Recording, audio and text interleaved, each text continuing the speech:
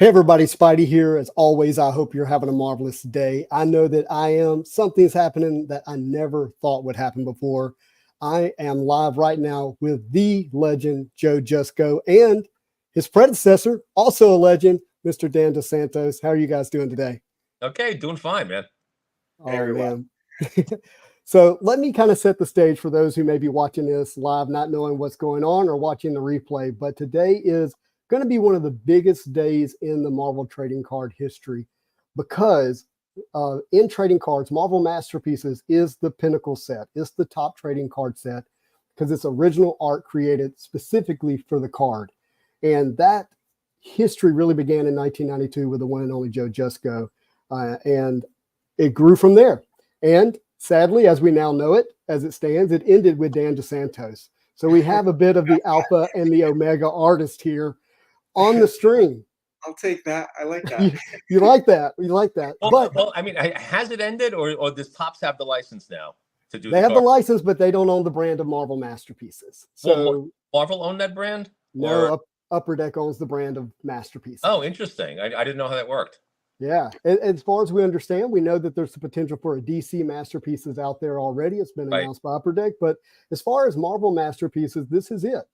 But in between, so if I come back and do another set, we can call it something else, right? Hey, we will. We'll call it.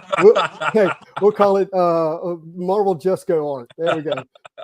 which I would love. But in between 92 and 2022, wow, think about this, was 2016. Yeah. And Joe, you brought Marvel Masterpieces back into kind of the modern trading card collecting stratosphere, which was 136 cards or pieces of art? 135, I believe, altogether. Yeah. 135. And so why don't you give us a little background on that, because that's going to be our main focus of today's video. All right. Well, it's that 1992 set that I did has followed me for the past 30 years. It's at every convention that I do, I would say that 70% of what I sign are those cards. And I knew that the set had a big following and the Masterpiece brand was a big brand. And for years, it bothered me that I had done really small paintings and I gave me no time to work on that card set. In hindsight, looking back on it, I'm kind of amazed at how much work I got into those cards for the amount of time that I had to do them. But I always felt I could do better. So I had contacted, I believe, Upper Deck to do like a 25th anniversary set. And they didn't quite pull the trigger on it for a while. And a couple of years later, they decided to do it. It became sort of a 27th anniversary. Right. So that's how that came about. Excuse me? That was entirely your idea, Upper Deck? I mean, they did the 2007 set, which was basically reprints. I did the box art for that. And I think it died after that. And I had always wanted to go back and do another set. So I approached them about doing it. And it kind of languished for a couple of years until they decided to pull the trigger on it. Oh, well, I'm glad you did. Me too. It was fine. I thought that enough time went by where I felt that I could really devote myself to doing another set and doing like full finished paintings this time around. And I understand the urge. The 92 set, like, I can't believe what a short amount of time you had to paint those. Like even our current set is still something a few illustrators I think can do, but those standards were ridiculous. And it's unfortunate that your most famous art is probably some of your most rushed art. That. Like for you, that's gotta feel like not the best. Definitely a young person's schedule. I couldn't do that today, but look, we followed up 92 with 93. We had multiple artists. Well, I was supposed to do the 93 set. I was offered the 93 set, and I said, okay, yeah, sure, I'd love to do it. I said, I assume I'm going to have more time this time around. And they was like, no, it's the same deadline. I was like, I can't do that. I couldn't do it to myself again because I still hadn't fully recovered from the other set. From the first one. Yeah. So I'm only partially in that set, and I farmed it out to a bunch of people because I think even they realized how crazy that deadline was. Yeah, for sure. But you signed up for it again to be a solo artist for Masterpieces in 2016. But it wasn't. Tell us about that. I made sure I had more than enough time to do it this time around. And you finished that in what, 2015? 2016. Yeah, they started in 13, finished in 16. And then talk about having all that art and what you chose to do with it once it was all completed. Well, one of the impetuses for me doing that set and wanting to do another Marvel Masterpiece set was my wife and I got married. The house we were renting with an option to buy, they suddenly decided to sell to somebody else. So I wanted to buy a house, and I didn't want a mortgage. I didn't want a mortgage at my stage of life. So I figured I would do that set and the originals. If I could sell the originals off, I'd be able to buy a house. This makes a lot more sense because I've seen how beautiful your wife is, and I could see why you would be motivated to pay 135 paintings to put her in a house. Yes. Yeah. Thank you. Yeah, I'm sure she would appreciate that. Absolutely. Are you guys still living in that house that was today? my impetus for doing the job, was that we needed to buy a house, and I figured that the originals would pay for a house.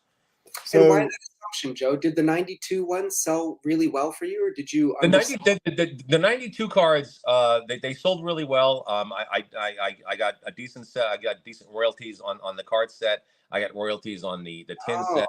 I sold the originals all to one person back then also. I mean, they didn't go for what they went for now. Yeah. But yeah, I did really well off that first set. That's cool. I didn't realize you got royalties from that. Yeah. Skybox is very generous, and Marvel and Skybox are both really generous back then to making sure the artists were compensated. That's a game changer. Yeah. That's fortunately not the case anymore, as I found out. Well, Skybox and Fleer only went bankrupt, 4 years later after that. Yeah. Well, Those royalties did it. Yeah. Okay. It's my fault. Go ahead, blame me for it. All right. So when you decided to sell the 2016 pieces of art, did you say, you know what, I want to do a one-time transaction again? Yeah, because I wanted to buy the house, and we run sort of under a time crunch. So I spoke to a couple of people who brokered the sale for me. I only had 50 paintings done at the time when I did this. 50 paintings were an example of what they were going to be, obviously. So we brokered the deal for the sale of the cards with those 50 paintings done. We bought the house, and I finished painting the set in the new house. Oh, that is awesome! I love that. Yeah. So the set did what it was supposed to do. Yeah. My main goal was to finance a house with the card set, and it worked that way. Well, so they were brokered. Does that mean you did or didn't know the seller or where they actually ended up after that? I knew the seller, but unfortunately, the person who was buying it was apparently incredibly private, which I found odd, because most people who buy your art want you to know they have it, especially if they're spending that much money on it. But yeah, I never knew where they ended up. Yeah. So for us collectors, we're really appreciating this art, on the trading cards. But as soon as the product was released, the original art was not available in the sense that where, other collectors could buy it. And since a private collector purchased it, no one knew where it was at. It's kind of been a mystery for us as collectors for, 8 years now. And I want to bring in Mr. Steven. He's in the background. He's in Miami. Steve Wallabrew. Let's get him in here. What's up, my friend? Your mic is mute, Steve. I got him. Steve. Hey, what's up? What's up? Hold on a second, computer. You hear me? There you go. Yeah, we got you. I'm using somebody else's computer, so hi guys, how you doing? Hey. Okay. Wow. Doing well, Steve. The Alpha and the Omega here. That's exactly right. So, Steve, you may have been listening, but we were up to the point where the art for 2016 has not been missing, but it's been hidden, right, for collectors. But it was uncovered. Tell us a little bit about that story and how we got to where we're at today. Man, it's pretty incredible, because with this art set, it's, as art collectors, we got to see all the ones come out from 2018, the Palumbo 2020, and Dan set came out, and it was always like the lost set. And at one point, it's like, it's out of my mind. I don't even want to think about it, because it's never coming up again. But I put myself out there a lot with like OAX, and I had an Art Basel gallery here in Miami, where I displayed the Marvel card art mostly from Simone Bianchi. Just having it out there as maybe some people like this. I don't know. It's Miami Art Basel, a bunch of Andy Warhol, influenced contemporary art. So, which I digress on that. But I had my card there, and then somebody in Miami, my friend Jose, who's one of my best friends now, Yeah. He's like, who the heck is this guy with all this card art there in Art Basel? that guy. Right there. And he came up, he was like, who is this dude? So he came to the Art Basel event. And actually, Jose's here right now. He can say hello. Yeah. Hey, Joel, Dan. I know what I said. Great to see you all. Yeah, so this guy came to Art Basel before I knew him, and then he pulled me into this world of collectors with their card art, and we ended up having our own gallery. Dan, we got to meet and see his reveal up in North Carolina. It was amazing. And then I got a call a couple years later, which is very interesting because people know me as a collector of the Marvel trading cards, and it's like, hey, so I know you have a lot of them. Would you be interested in the 2016 Joe Jusko set? And I almost dropped my phone. my jaw dropped floor. I was like, are you trolling me right now? Who is this? Right.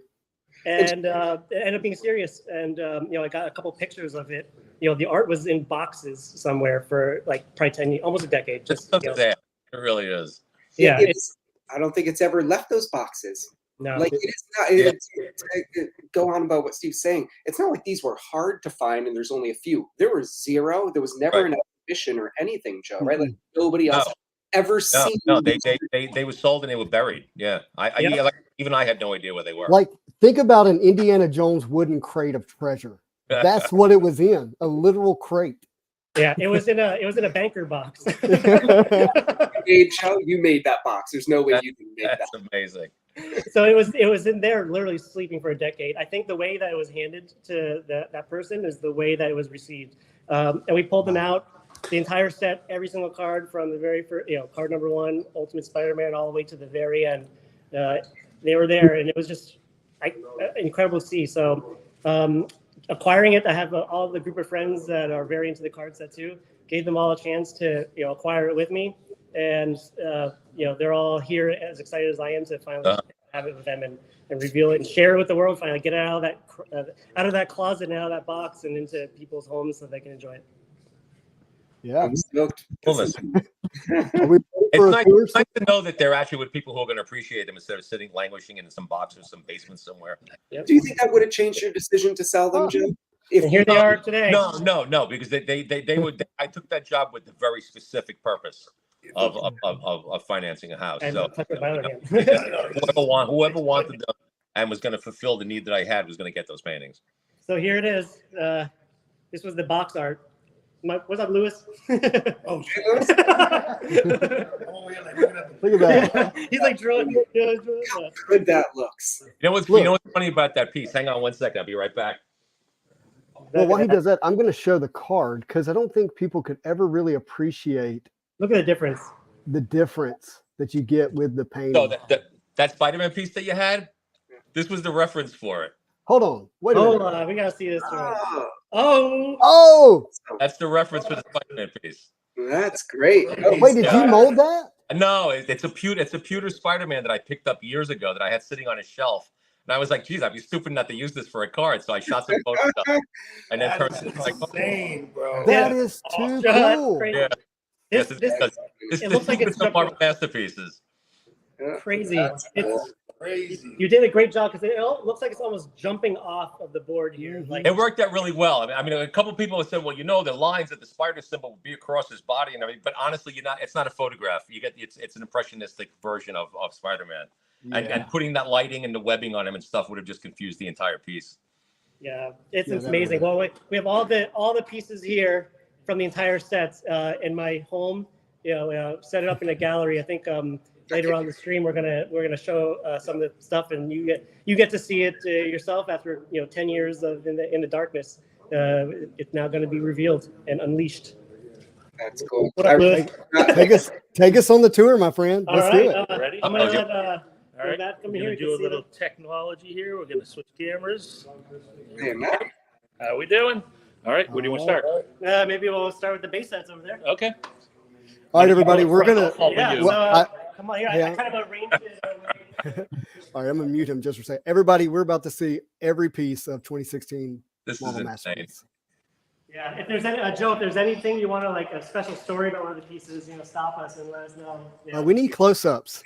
Yeah, why? So somebody posted the measurements today online, Joe, and they said 10 by 15, and all mine were 10 by 14. They're 10 by 14. Yeah, they're What's 10 the by 14. 1-inch bar at the bottom? Why? Yeah. Yeah, the 1-inch bar was just so you can handle it without touching the painting. Ew, interesting. Nice. And they all had the wax paper on it, on top of it as well. Kept it all fresh. Do you do that with all your paintings? Do you leave like a little 1-inch border? No, I did it with these because I knew there were going to be a ton of them, and people were going to, if you and they're small enough to handle. I just figured I would leave that on there as just a place to grab it on the bottom. You can brace it on the back. But no, it's not a. When I was younger, I used to put tape all around them, sort of like that white border that Boris used to do. Yeah. But when I stopped doing that about 20 years ago, and I just painted the edges now. Nice, man. All right, Joe. What are you thinking about? I'm just looking at the pieces, and I'm remembering trying to come up with different cards. And I remember the Luke Cage piece. I really wanted to do 70s Luke Cage. I was dying to do 70s Luke Cage, and they wouldn't let me do it. But I'm really happy with the way this card came out.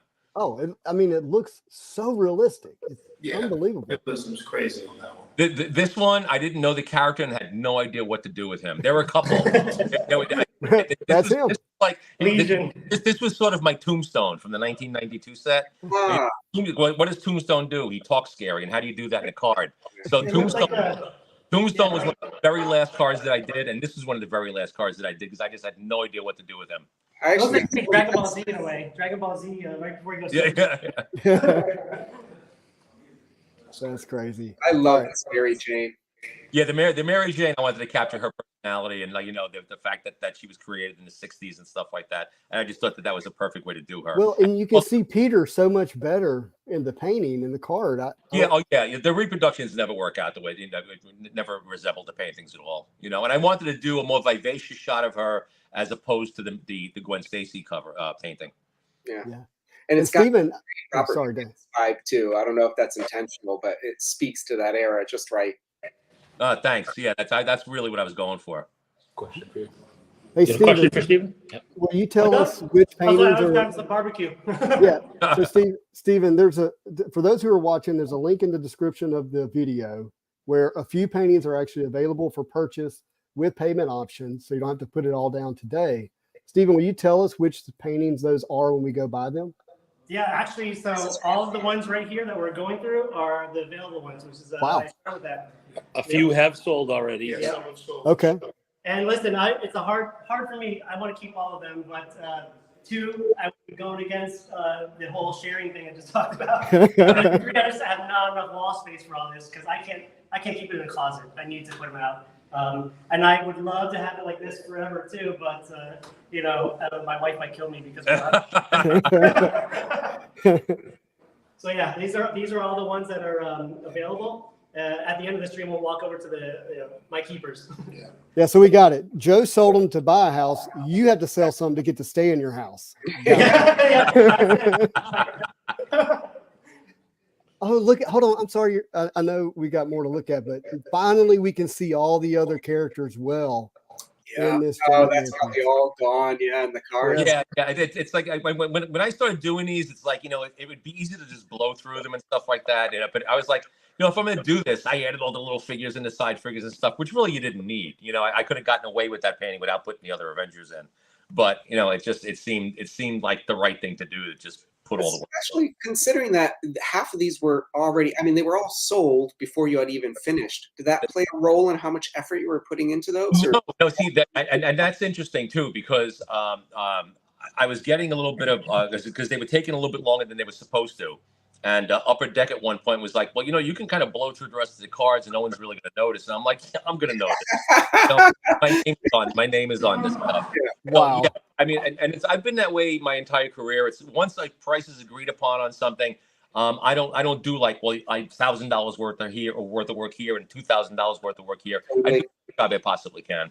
Dude, I think I just spent like 6 months on a painting that it's like I could have I'm getting paid like a 1 week price. Yeah. I just couldn't let go. No, it's it's like you have the idea, you know what the right thing is to do, and if you have any sort of like I guess fidelity to your art. I hate talking like that because I sound pretentious as shit. No. But it's like you do the best job you can. because no one knows what you got paid for it. They just know what they're seeing, you know, and that's what's going to be out there forever now, especially with the internet. Yeah, it's forever. That's for sure. Oh, yeah. That's you. Hey, Fausto. Hey, buddy. Hey, guys. Everybody. Okay, now we got Iron Fist here. So talk to me about why you chose the white suit. Well, I had no choice. That's the costume they wanted. I mean, I wanted to do the original green one, but that was the current costume, and that's the one they wanted. Got you. Okay. It worked out okay, but I mean, it's Joe, Oh, it looks did the symbols mean anything? Is it a real? I think if I remember correctly, they say kung fu. Okay. Because No I looked hidden at messages or anything in there. yeah, I'm pretty sure that's what it says. Oh, look at that. Is this Moon Knight one of the ones available? No. Yeah. Yes. Yeah? Don't look at it too much. Don't look at it too closely. Are you serious? Look at that. I don't know if I saw that on the website. Interesting. That's incredible. Yeah, the original is really done. There's no printed piece that ever looks as good as the originals do. Oh yeah, that was the immediate thing that we saw, Joe. Like when we first got these in person in hand, it was like this card's just you can't compare it to the color. You know what I'm bummed about also? Remember, I don't know, Dan. You remember a couple of years ago I was bitching that that Liquitex canceled a bunch of colors on their acrylic. Found a bunch though, right? This silvery gray that's on this paint, one of the colors that they canceled, and it was perfect for painting metal and silver and stuff like that.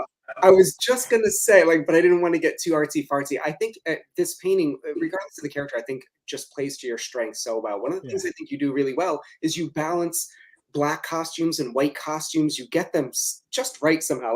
Thank you. Hard, and maybe it's that gray that's helping you. But yeah. It was such a bummer because it was really smooth. It went on really nice and it was opaque and it blended really well. And it just had this real silvery finish to it. And they canceled the color. You know, I have one jar left there in the house and I use it. Okay, here we got a Battle Spectrum. Oh, this is great. And I've heard both of you talk about in the past the difficulty of getting two characters in a two-dimensional scene fighting each other, right? But this one worked. Yeah. I hate painting Iron Man, so that was a way for me to disguise the armor. Possible. That's funny. Did you get to do things Muted set at all? Excuse me? Is Pink Fang Food in the first set? Pink Fang Foom is not none of the monsters in the first set. So I had the first set that a definitive list that I couldn't vary from, and this time around I had a wish list of about 30 or 40 characters, and I got a lot of them actually this time around. And the Marvel monsters and the Kirby monsters were all on my list. That's cool.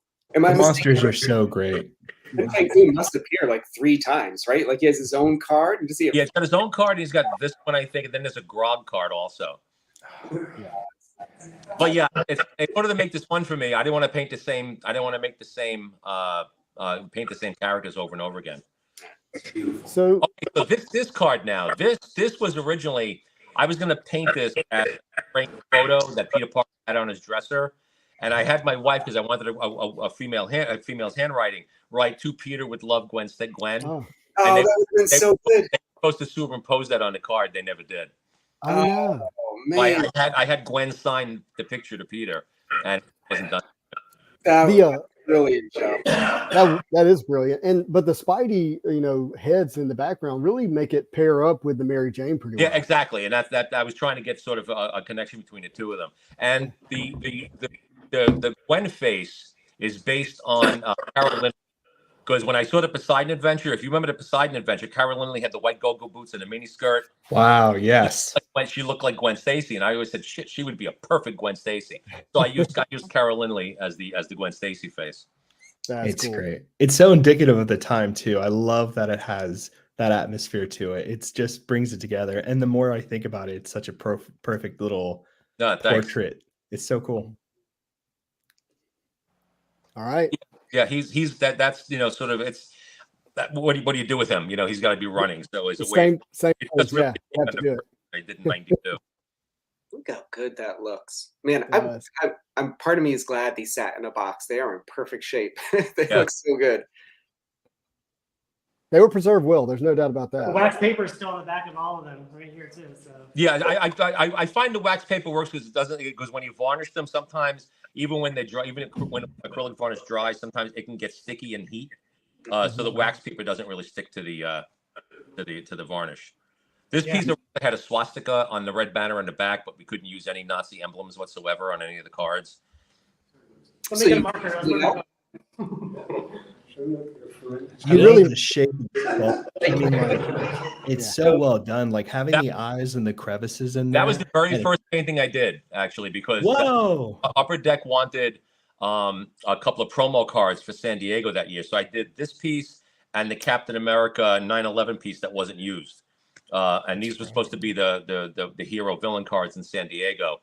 But I didn't get approval on the Cap 9/11 painting. I had to kill it. And they ended up doing like larger cards instead. Yeah. Where's that piece now? The Cap 9/11 piece. I believe it's in the set. Okay. So it didn't make it for the promo. It made it for the set. It didn't make it into the set, but I believe it's in the painting collection. I got you. I see what you're saying. Okay. It's funny that when I was painting my Captain America, my original sketch for Captain America was a little sad and political, and then I was looking at Dave Palumbo's, and it was the same. And I looked at your Cap 9/11, and it was the kind of same. I thought, man, like, what is this commentary that we're all really I know or something? But I specifically, because of your piece, I tried to go the other way with mine and try to make it a little more patriotic again. Because I was like, we got to snap out of this thing. Dan, I love your Red Skull too, Dan. Like propaganda poster that for your Red Skull that you did on the set. It's great. They're both propaganda. My Cap and my Red Skull are both just propaganda. Yeah. That Cap is an awesome piece. Awesome piece. Thanks. Is She-Hulk fighting Dr. Octopus here? No, it's just some metal. No, it's great. I love it. Really, a lot of these were just like let me find a cool composition and color scheme. And get them done. So this was basically just a cool idea for her to be fighting something. Yeah, it worked great. Yeah. My favorite card in the entire set. I hated painting this card. Why is that? It's just the painting different expressions on the same guy's face over and over again. It just, they wanted all the personalities on the card set, and I was like, it was a labor to get through that card. Dude, mine, I think Multiple Man for mine was probably the most time consuming of all my cards. Yeah, yours is insane. It really is. Yeah. This I really like, except he came out too old looking.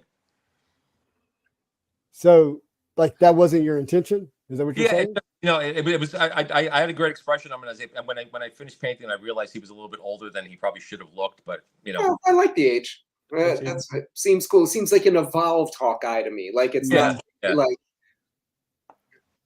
Old Man Hawkeye is a thing. It is a thing. Yeah, that's what I thought it was. I was crazy about, but I did put a lot of research into the compound bow, though. So that's an actual compound bow.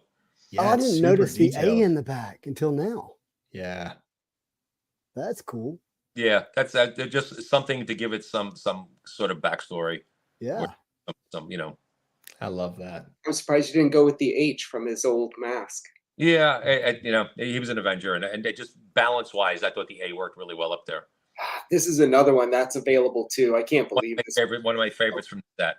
I absolutely love this painting. This one has subsequently sold. Oh, good. Yeah, I think you can see that you loved it, Joe. This is another thing I think you're particularly good at is foliage and stuff like that. You make it look effortless. Yeah, it was so much fun. It really was to try and get all that look on the gnarly, sort of mossy, grassy like feel to his body. Well, he has the monster feel, but you still see like his goodness. Like it's not the eyes. The eyes. It's the cosmic. They feel like there's a universe in there. It's like it's very, very compelling and very emotional. Dude, thanks. I was happy with the palette too. I thought the palette worked out really well. My god, it reminds me of like the Tarzan stuff and all that really great like nature stuff to do, like Dan said. That yellow green that kind of creeps in with the lighting. It's just so cool. It comes off like a movie monster specifically. Yes. Like it almost feels like a costume. It's something like it's Creature of the Black Lagoon. Like it's not just superhero. It's a movie monster in particular. And it's crazy. There's moonlight in there. Like, how insane is that? Like, that's moonlight as the counterpoint to like helping get him away from the depth of the back of the painting. Yeah, it's also like, how do you pop him out of the background? Yeah. So breaking that fourth ground. Well, the lighting, you can just see within like all the muscles and the wrinkles, and the veins and the hands. It's sick. Like there's like a little patch in this, up in the canopy in this dense forest that just has a little bit of light coming down and it's hitting them direct. It's insane. It's ridiculous. Speaking of movie monsters, you got this set, didn't you, Chuck? Yeah, Werewolf by Night, Frankenstein. Here's the Fin Fang Foom card. Oh. Yeah, it's like you can see a little bit of the Great Wall of China in the background. I researched the Great Wall of China. Oh yeah. Yeah, so that's him attacking the Great Wall of China. He did in Astonish when he first appeared. I try to give some historical context when I can to the characters and go back to like their first appearances or what made them them. And him attacking the Great Wall of China, I thought was a really good narrative for the card. I mean, it's that storytelling that basically created all the people you're looking at today, all the people who are in the chat, all the people in this house staring at this art. I mean, it was that narrative. I remember talking to Dan, and when I saw Dan's work, I was like, man, Dan totally got it.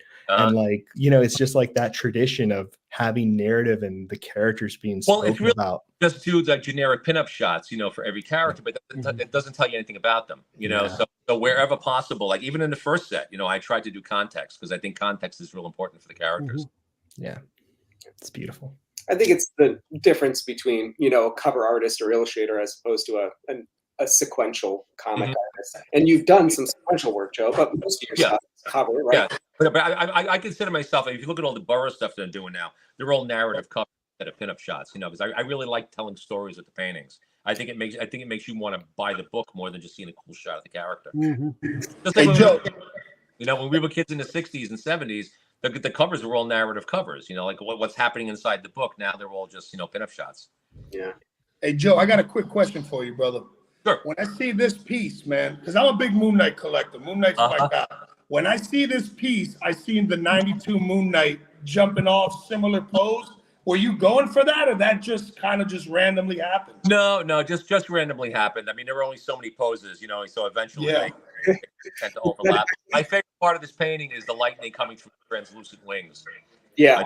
I thought that worked out really well. Oh, I see that now. Wow. I was just going to say, there really are only so many poses. There's so many coincidences with our sets. Like my Cap Red Skull is exactly yours. Our Hawk eyes are super similar. I realize my Sauron is just your Falcon. Yeah, there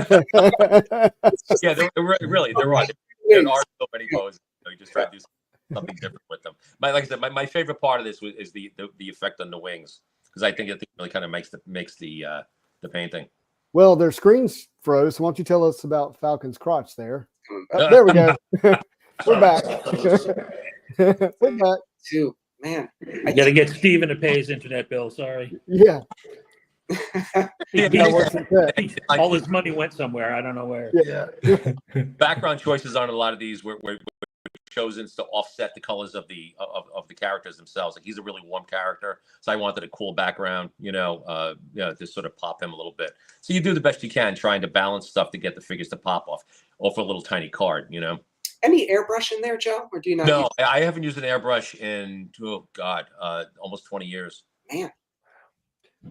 Perna Studios, y'all know Tony Perna, says, Joe, what's the standout piece for you from this set? Wow, no, that's hard. I'd have to think back on a bunch of them. I really like the Black Cat card. Yeah. The Hulk card, the base Hulk card is one of my favorite cards with the jet planes and everything coming at him. That's a good one. Yeah. The Daredevil card with the yellow background, the montage, the origin card. I wish I had thought about doing every card in that subset origin montage, and I thought about it afterwards. I was like, shit, I just missed a really good opportunity, for a good like subset, a cohesive subset. So it'd be cool one day to do all the other characters with that sort of montage origin background. You could just do a mini gallery of it. Yeah, I think it's what makes the Daredevil so special. You did a little bit in Psylocke too, and I feel like you have a couple pieces. Your Professor X is a bit of a montage. I feel like I wanted more montages. Yeah, well, the Professor X was actually a leftover sketch from an X-Men 95 or something. I forget what set it was. There were a couple of sketches that I had done. I think there's a Cyclops Clear card Ultra, sketch from that. The Psylocke was a leftover sketch from that set. So yeah, there were a few that I had sketches left that I'd never realized, and I decided to use them for this set. Well, I'm just gonna say real quick about Angel. I didn't realize that the X-Men plane was in that. The X-Wing. I didn't either. I was thinking the same thing. I was like, man, I just didn't catch it. I guess I don't know how I missed it, but again, that wasn't something that needed to be there, but I just felt it needed something, No, it's better. It's the Blackbird. The Blackbird, right? Yeah, Blackbird. Yeah. Today, where they were doing these studies about looking at paintings versus reproductions, and your brain picks up totally different things. I bet you looked at that Angel card 1,000 times and probably never noticed it. And you look at the painting one time, and it's different. Your brain responds differently to original. Yeah. There are certain colors that printing just can't pick up, and I've noticed that when you scan them, when you shoot them, when you print them, the colors all change. Them so good. They all look so good, and I thought they looked good already. Did you photograph the stuff yourself and send them scans, or did they scan it all? I scanned everything. Yeah, I have an Epson 10,000 XL scanner, so I scanned them on the scanner and just color corrected them as much as I could to the original art. Yeah. And because I calibrated my screen to be true color, and for the most part, I mean, they came out really. Yeah, they really did. It's just that little extra though. That difference, it glows. It glows in real life. Yeah, it glows, and then there's a little bit more depth to it because of the varnish and the shine, right? And the textures give it a little bit more depth, a little more three-dimensionality. Joe, I think X is exactly right. You don't pick up on that depth in the card like you do these paintings. That's the first thing I think that stands out to all of us. And look what we have here as well. A little bit of prelim art. So we're gonna match them to the original. So you got the man thing. Incredible, man. Oh, that's awesome. That's cool. Was the prelim art something you kept for yourself, Joe, to sell off later? Yeah, I sold them to the group. I didn't have all of them. I chucked some of them, but whichever, because those were my transfer sheets. What I do is I did turns and tracing. I would grab it on the back and mine. So I cleaned up whichever ones I had. The ones that were really bad, I chucked like years ago. Again, that was really awesome of you, Joe, to do that in the group back in the day. That was awesome. Well, what am I going to do with these? I throw them out or give them to sell them to people. It was very kind because a lot of people, not everybody, but a lot of people got to get them and got to really have a piece of history with them. Like I have mine thanks to Steven, who I'm just internally grateful for, and the prelims you gave me. And it's just such a beautiful thing to be able to be a part of that history. It's very cool. Can we go back to Jane Foster's hand? I want to see that one more time. Good. No, the other one. The other. That is. The hands are awesome, man. The game is great, man. My wife laughs at me because I can always see when you use your own hands as a model in these things. Those my hands look like the Hulk, the Hulk with the jet planes. Those are Hulk. Yeah. All over these things. And she goes, "I could use the hand again." Hey, we got a question for both of you. Feel free to not answer it, but Armando says, I wonder if Topps, which now has the Marvel trading card license, has reached out to Joe or Dan about creating a set of masterpieces. I don't think it could be masterpieces, but any communication at all. I've heard nothing as of yet. No. Nothing. No. Okay. I don't think that's going to be, judging by Topps products, I'm not sure that's going to be their MO, using new art. I'm afraid you might be right. Yeah. Like it is. I've always loved her costume. So that this was a character I requested because I really like her costume. She's beautiful, man.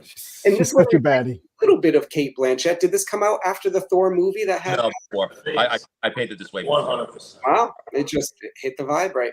Maybe they referenced Joe for the movie. Oh, that's that Nova. Likely, yeah. Oh, that Nova.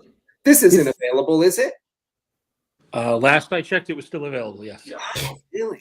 He's like he is the comet coming at you. Yeah, it was trying to figure out something to do with the character that was sort of indicative of who he is, and I thought that worked really well and gave it a lot of perspective and moved. Wonderful. Wow. Yeah, can we share a link in the chat for where these are for purchase? Is that already a thing? I don't know. I did. Let me it's at the top of the chat. So, but I will share it again. We're typing it now. This is another one, Joe, like the montage that I really dig, that 5, just picture in picture. I love the excuse, making a weird color. James Obama, Doc Savage look on here, but when it printed, the red and black kind of dulled out. It didn't kind of have the bounce that I wanted it to have. That's me in the background, by the way. I took a selfie of myself and turned myself into a vampire. Well, that's really good, actually. That's awesome. I didn't see it, but it feels like a movie poster. I love that. I'll try to find the photo. I still have the photo somewhere. Oh, that would be great. That's cool. That's not quite the same as Dan using himself as a reference for Psylocke's butt, but yeah, every character, honestly.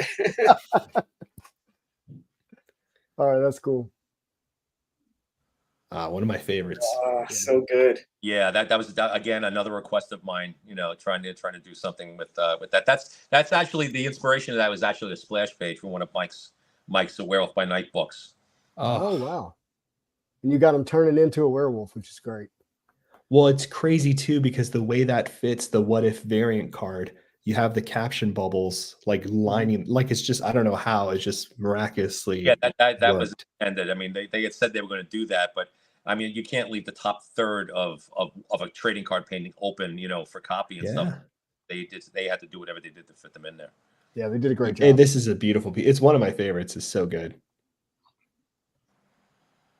All right, Wasp. Yeah, and you know, it's like, you know, just kind of a contextual story type thing. I could have done just a shot of her, but I figured adding Ultron to it gave it some context and a little bit more oomph. Wow.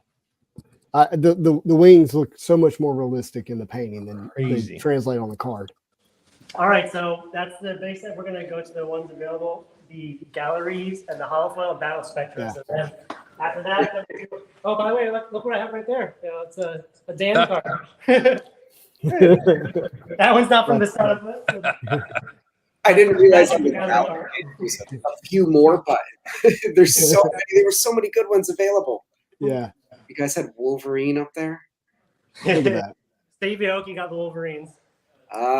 Good.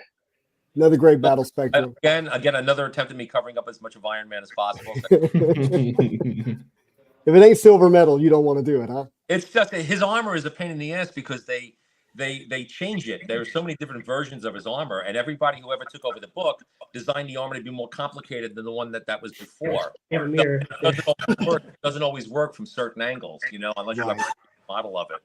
So it's like the one of him of Iron fighting Thor and trying to get that armor to work in that position was fair. You know, I like the 60s armor because the 60s armor is sleek and it works almost like a human body does. But this stuff is just really, it's a pain to get to work right. There we go. Thor versus some guy. Yeah, I thought that a lot more. It had a lot more movement and tension in the sketch. I thought I kind of lost it in the painting. Do you remember why you chose the look of Hercules though? Yeah, like I love Hercules' look. It's so good. Do you remember why you chose to have Hercules looking at you, or his face present rather than Thor's? No, it's just it was just the composition that came out, and it just worked out that way. I mean, you don't really need to see Thor's face. You know who Thor is. I mean, you can see it.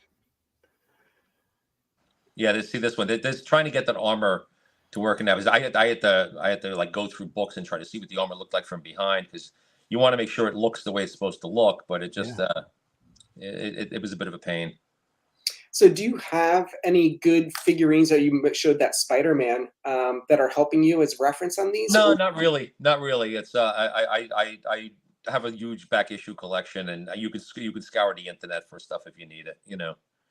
Look at this one. This is a great one too. God, this is good. The Hulk is probably my favorite character to paint. Yeah. This one has subsequently sold. I can only imagine. That's a good one. I was surprised it was up there at all.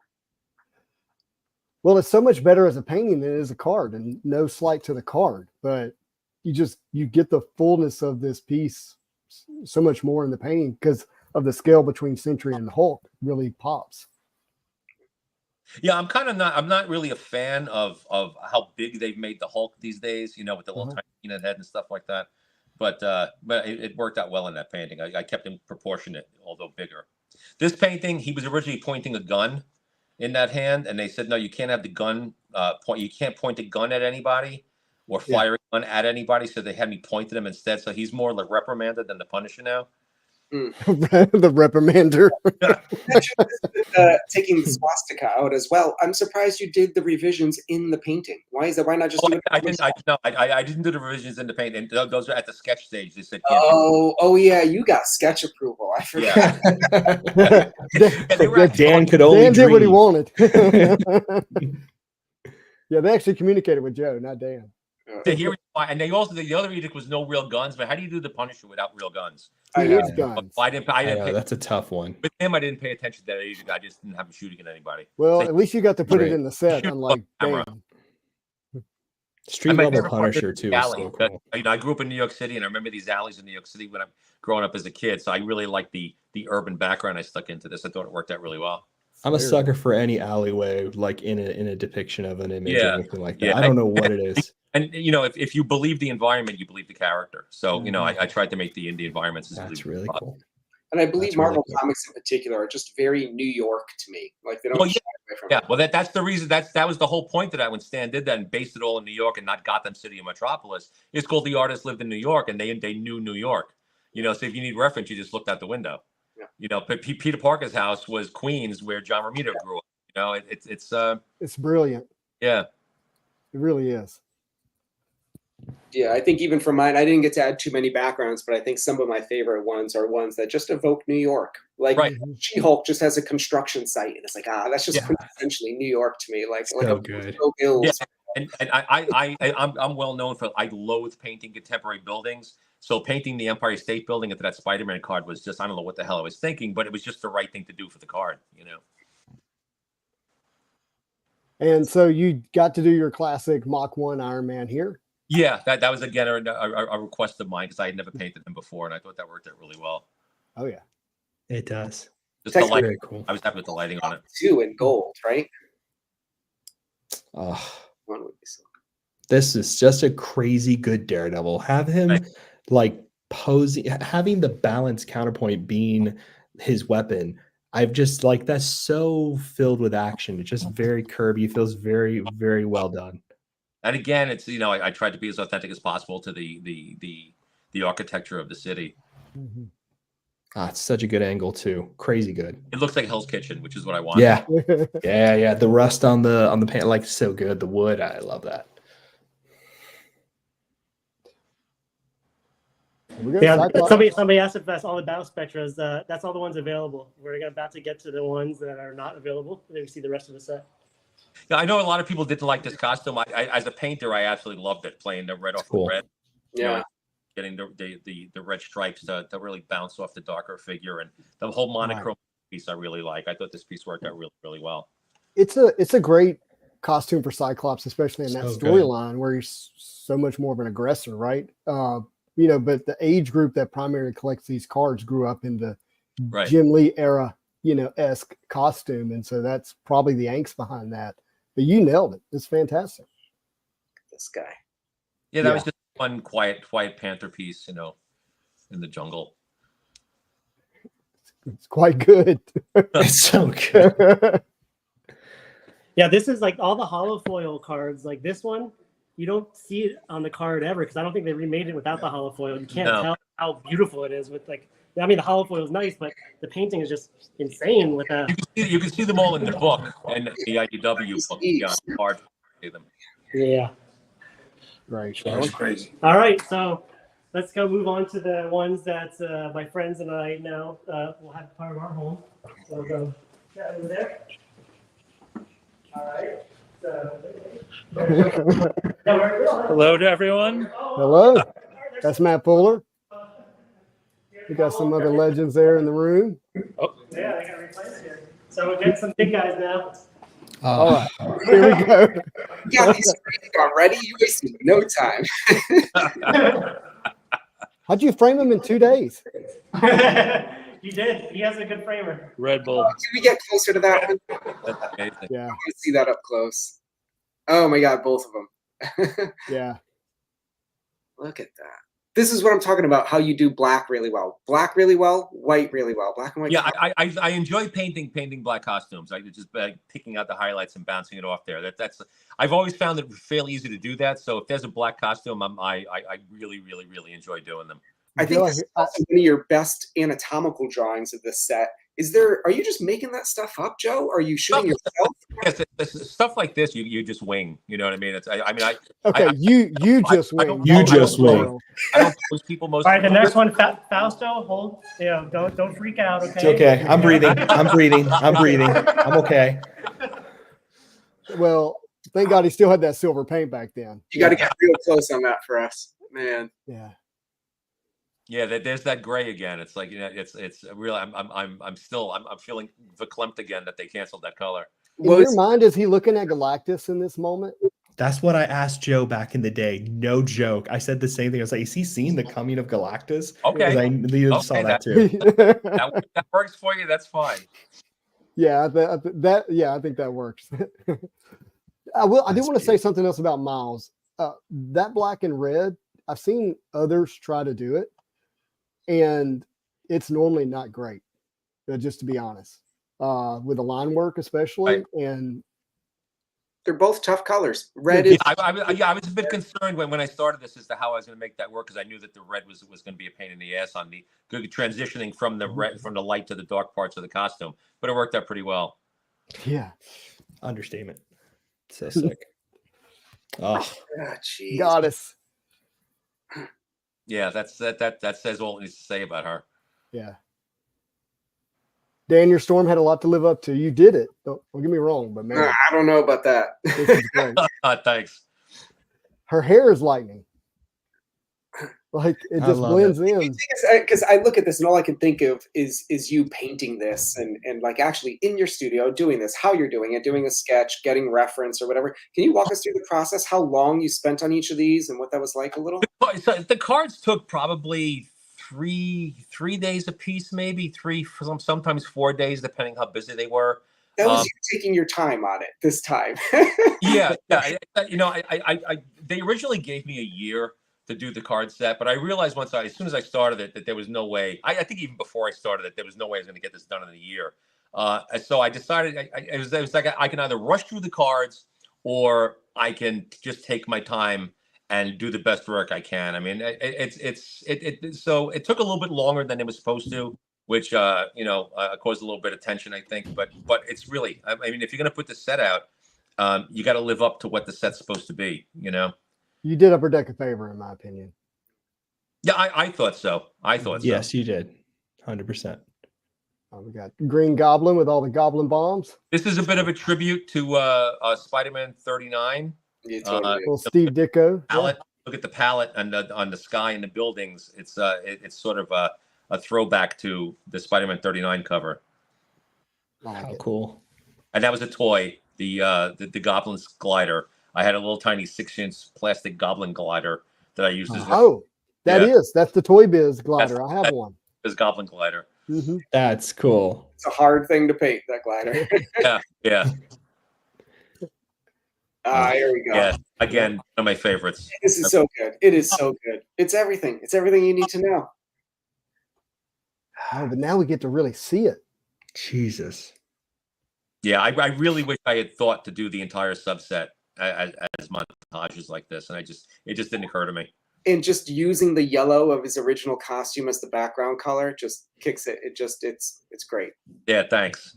Yeah, it's easily one of my favorites from the set. God, look at that. He just added a truck. I know. Yeah. That's funny. Just added a truck. If you look closer, you can see the canister hitting him in the head too. Oh, really? The canister that bounces off his head. There's the canister. Whoa. Joe. You can't say masterpieces without thinking of you for a reason. Oh man, these are all too good. I feel like I need another minute with all of them. I'm having like what? Yeah, this is crazy. Yeah, this was and the background is basically just how do I make this interesting? I have no idea what that is back there, but it kind of worked with the painting. Wow, look at Lockjaw. Wow.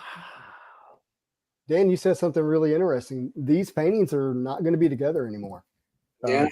This moment, this video with you and Joe, obviously here, us enjoying them together. This is it. They're now going to spread across, the world, really, into other homes to be enjoyed. So this is a big moment.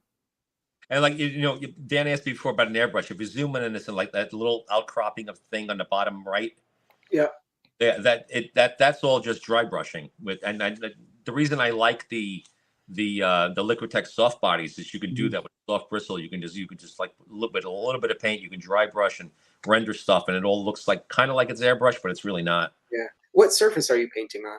It's a Crescent 115.6 heavyweight watercolor board. Oh, okay. Surprised it almost looked like masonite in these photos, like you were gessoing it or something. No, they're pretty heavy actually. Guys, and the hot press has a really nice tooth to it. Dude, oh my god, that night color. Oh my god. All I needed to see was the corner of it. These are so. And then real quick, just to circle back on this question, since this person missed the beginning. One person bought these from Joe 8 years ago. Steven, in the last month, acquired the collection from that. 10 years ago, actually. I pre-sold them. They were sold in 2014. Oh, wow. And on this one, I had to cover up her right boob a little bit more. I had her boob exposed a little bit, and they asked me to move the costume over and cover her boob up.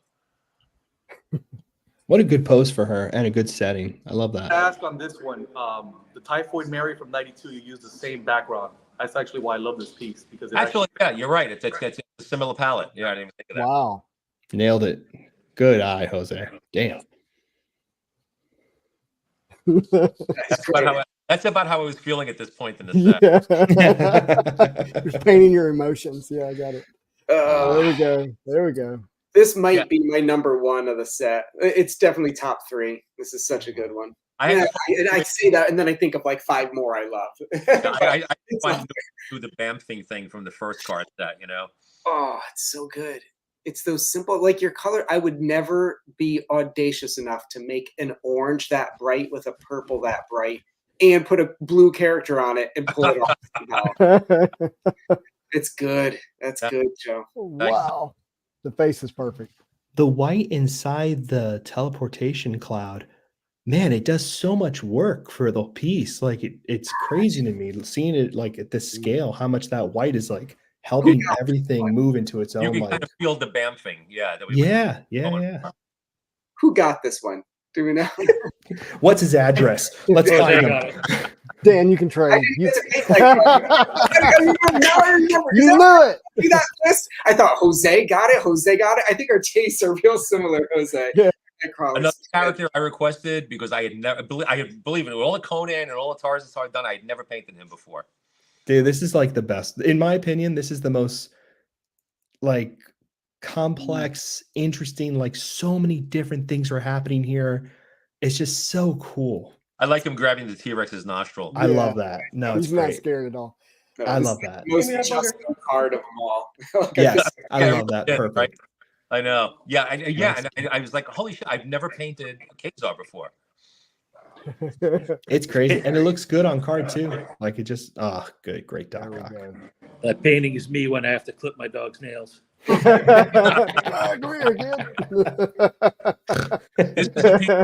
is a piece that just popped into my head while I was working on another card. I just jotted out a quick sketch of the figure, and you know, because it's weird how that works. I don't know how it worked for you, Dan, but I'd be working on a card, and suddenly I'd have an idea for another character, and I take a couple of seconds, I jot out the idea on like a piece of scrap paper so I wouldn't lose it, and eventually go back to it later for the actual card.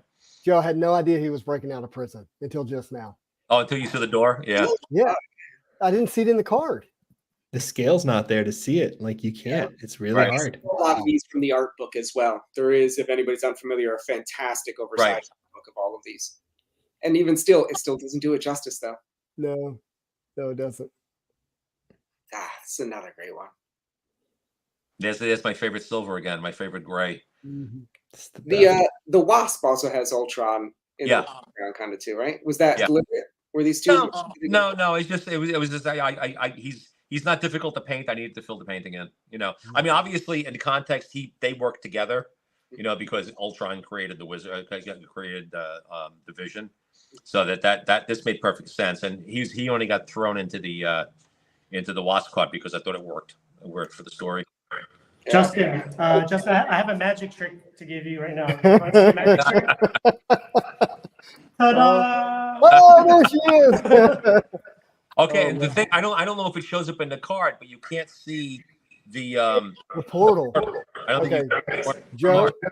So Joe, I'm gonna be really transparent with you. I'm a big Magic character fan, but I don't really like this card, to be honest with you.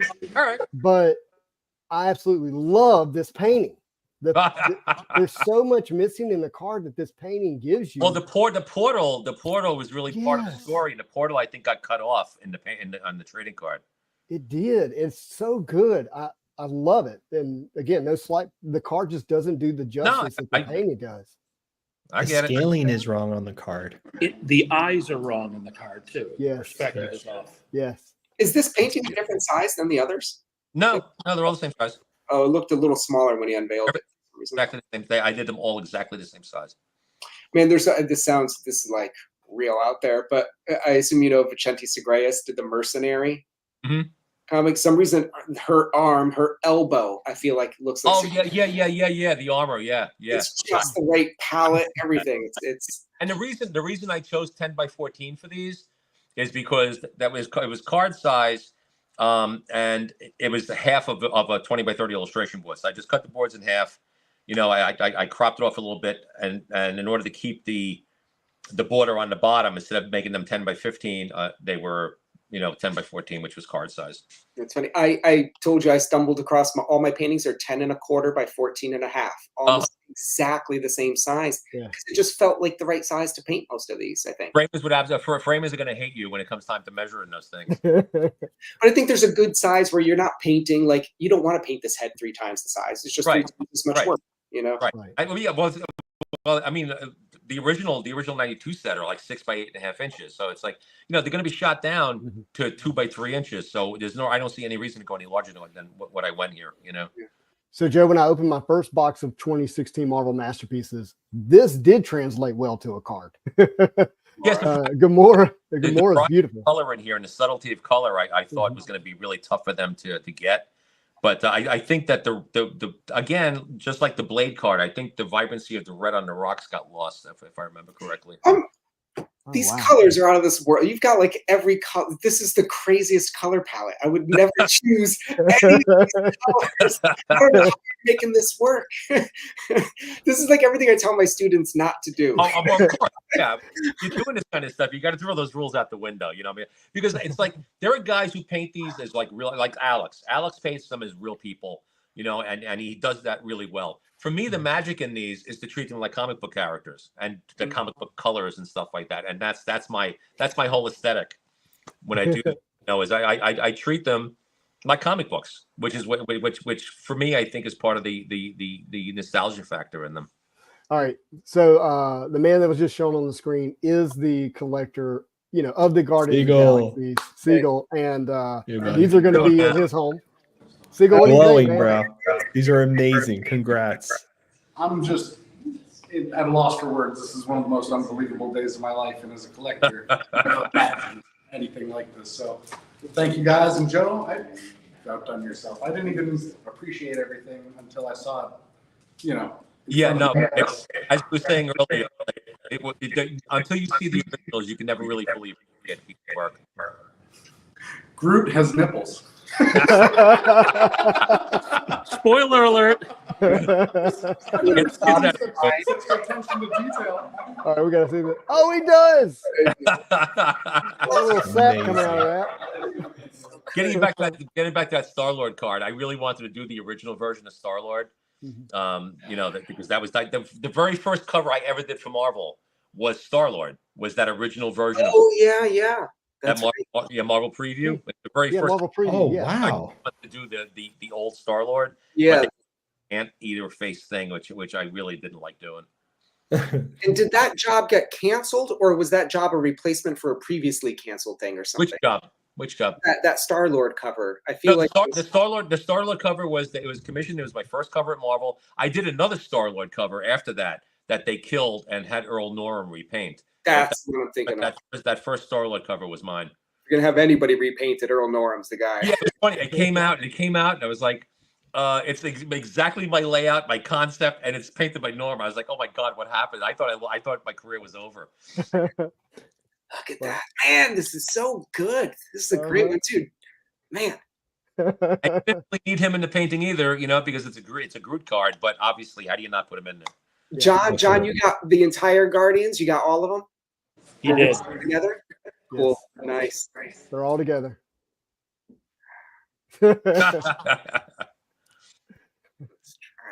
All right, Joe. Are you the reference for Drax here? Yeah, no, maybe in my younger days, but certainly not now. More Kingpin now than Drax. I love how you didn't go small on the knife, man. It's a great Drax. You do not. The card does not translate. This is like a crazier. Like I've never seen this piece before. It's just so insane. Yeah. Yeah, it went from a mediocre card to like one of the best paintings, right? Yeah. It's crazy how that happens. So cool. There we go. We got him again. This was actually a con sketch I did for somebody, the figure with the guns, and I always liked the con sketch. So I took the opportunity to turn it into a full painting. I love this. That's cool. There's one of my favorite Hildebrand's cards is the Cable where he's just kind of shooting out like right. the gun thing. There's something the Wallywood spaceship in the background. Yeah. Yes. I love that rust and that color on the machinery on the ship. That's so cool. Oh, there we go. Yeah. Beautiful. Yeah. Crazy. They were showing the person that just purchased it. So that's awesome. That's why we were showing that. All right, we're coming congrats. Congrats. Oh, Lewis, where you at? yeah. Yep, we're going here. We're going Thor. This was one of the first pieces. This is, I think, after the Cap and the Red Skull. I think the earliest piece I did. You know what's funny? The owner is right here. Hey, How you guys what's up, doing? man? How you doing? Hey, Lewis. Stoked beyond words. This is the coolest thing ever. So I never thought this opportunity would come, and the fact that I was able to, match the Thor with the rest of all my awesome Thor collection. That You say you have a pretty awesome Thor card collection. I do. I got the red. I got the full rainbow. So the red Spectrum, the What If Alpha, the Silver Spectrum Auto, Omega, plates of the base and What If set. Working on the buyback auto, the whole thing, plus the Loki and the Lady Thor. So the nickname I got was Odin because I'm the king of Asgard. All the Asgardians. And then, with the 2022 set, I saw Dan is on there, a new nickname. Now I'm the Shadow King of Asgard. Oh, there we go. Because I got the Shadow King Psylocke full rainbow as well, also with the original art, which is also phenomenal. So I'm just unbelievably, on a cloud beyond words. It's so cool. Well, we're happy for you. It's a great piece. Well, I love how this Thor is like a great companion piece with Dan's Thor, because the hammer is kind of like center focus on both pieces. Like it's really cool. I love that. Stop ripping me off, Dan. That's amazing. Yeah. That's great. Did you mentioned it was one of the early ones, Joe? Did you start with the heavy hitters early on purpose? No. I painted these actually as the ideas occurred to me. To be honest with you, there was no particular set order I did stuff in. It just as I got an idea for the card, that's how I did the card. This is bonkers too. Yeah, I bounced all around the list. Yeah, that's I'm blown away by this. Dude, I think some of my favorite paintings are like the ones where I don't care about the character at all. Like you're not a Bushman fan? Like I don't care about Sentry that much, but this piece is just good. Yeah, that's a gnarly piece. I like the Moon Knight figure a lot on this piece. I thought that worked out really well with the cape and everything and the lighting. This is, I know we keep repeating the same story, but the card just fails to show how good this really is, especially 100%. When it's foiled. That cape, you lose some of it. It's so good. You lose how big each character is too in the card. I never realized like the size difference, like the depth between the two characters are. It's crazy nice. Yeah, thanks. I did not get to paint Deadpool. So listen, these are my babies. These are mine. I'm going home with them, and I'm going to hide in my office with them. These are my babies. I love the art, man. It's, you know, I'm a very big Moon Knight collector, and this is the only Moon Knight Battle Spectra in Masterpieces. So that was an easy, you know, choice, just to have something real special. And I'm a big fan of Bushman, especially done that way. Thank you. So it's and you want to know what's crazy is, I know you're good friends with Eric Gist. You guys do a very similar Bushman with that style, that real muscular. I got to tell you, man, I had no idea who that character was when I got there. When I got to the list, and it's like he's fighting Bush. I was like, what the hell is Bushman? So I had to figure out who he was. I had no idea who he was. But you killed it, man. That's how Bushman should look. You Thanks. killed it. And then the Deadpool. I don't have any Deadpool in my art collection. And just looking at what I love about this piece is the storytelling. He did all this work to kill all the, and I see the booty up, so I know you did that on purpose. All right, but what the stories that I see here is he just did all this work to kill all these guys, and now they're all just gonna get blown up regardless. So he could just sat there. Is that the vibe you got when you did this one? Yeah, that's basically it. Yeah, it's like that. Yeah, exactly. That's exactly. So it's stunning. It's amazing. It's so great. Now this Congratulations, beauty is this is a gem. I had to get this.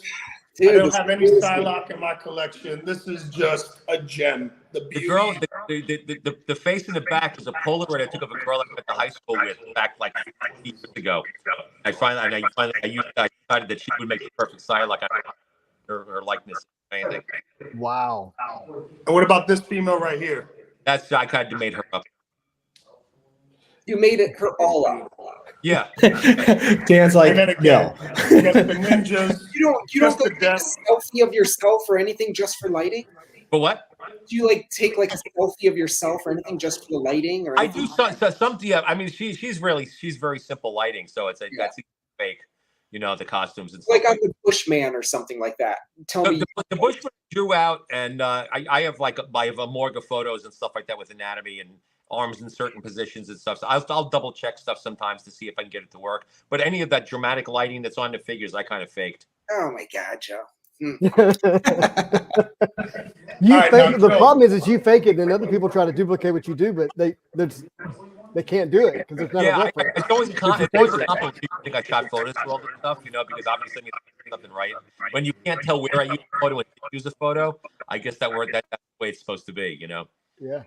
Gotcha. All right, now Joe. Now this is the Grail centerpiece of my collection that I purchased. Spider-Man's my -- character. Okay. That's my guy. When I saw this piece, man, like I'm gonna be honest with you, I don't really get attached to heavily attached to too many paintings. When I see this piece, it takes me back to the 90s, man, like when I was a kid and, you know, in school and just the way the streets look and everything, and just being able to have the opportunity to own this piece of my collection. Brother, the way you did it, I don't, the lighting on the street, the dew of the rain, this is my grail of the collection. That you know, we talked earlier about favorite pieces. That's probably my favorite piece of that. This piece means everything. The architecture, man, like, dude, the amount of time you must put into the background, into the buildings, like from the streets, from just the stains on the sidewalk, and the way the light just glows on the asphalt from it, like it just rained. The lighting up here, it's crazy, man. Like, you know what's funny? Like aside from the building that he like sticks to and the skyscrapers in the background, what I did was I was at a convention in Rochester, New York, and out of my hotel window, that's Main Street in Rochester, I looked and I said, wow, that would make a really cool background for a picture. So I snapped a couple of shots of the street, and I ended up using it as the background for this painting. So that's an actual location. I could see it. Wow. It's. But I added a couple of guys. I added the skyscraper back just to make it look more like New York City. You know. Yeah, man. I'm very grateful, very appreciative to own this, man, and you know my kids are gonna enjoy this for a long time when I'm gone. It's beautiful. Thank you. Appreciate your art, man. In actuality, it's probably my favorite piece in the set, and for a lot of reasons. One, I like painting Spider-Man, and two, I hate painting buildings like more than I could possibly tell you. And the fact that these came out as well as they did, really, you know, means a lot. It looks like a photo in the background. You did such a good job. All right, we're meandering to a different area. Hey, Matt, we're getting a ton of feedback from you. I don't know if it's echo cancellation or yeah, I'm having to mute y'all in between. Look at that. Trying to convince people not to talk, as you can guess, it's hard. That's all right. It's our own voices we're hearing, I believe. Yeah, it's a little feedback. Spend on easels, Jesus. Yeah, so we're just waiting for Steven. He'll be here soon, so I'll keep it limited. Oh, there's one of my babies. There's one that's yeah. So Steven's favorite piece in the whole set is this. I know. Yeah. It's a great pick by him. That was a riff on the thing card. That was the riff on the thing card first set. Oh, smart. Yeah. There you go. Now we got it. That clicked. My God, the card doesn't even capture anything even close to what that is. No. And the card's awesome, actually. Card's awesome, but it doesn't even card's get close to this. Like the shadows, the lighting effect. Off the bottom of that piece? Did somebody pull the tape off? Yeah, somebody pulled the tape off the bottom of the card. Yeah. So Joe, I'll admit, Joe, this is Jose here, that we like to pull the tape off of your art. Tape's there for a reason, man. It's not a complete image now. If you frame it, they're gonna fuck it up. That's part of it. We frame it covering up back where the tape was. Yeah, I wanted to use it as like my picture on social media. Uh-huh. Yeah. So, I don't know if Jose explained to you. This is my collection here of my favorites and some other pieces here. So I like. I was really happy with the Loki card.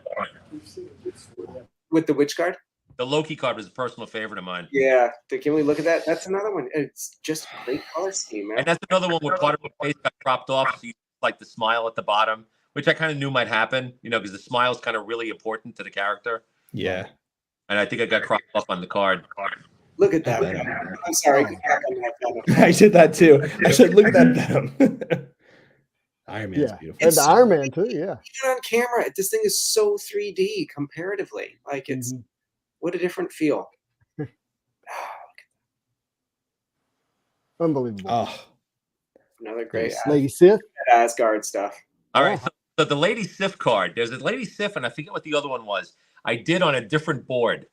And it was another crescent board, but it wasn't the exact same one. I got the numbers mixed up, and when I varnished it, it bowed into a complete circle.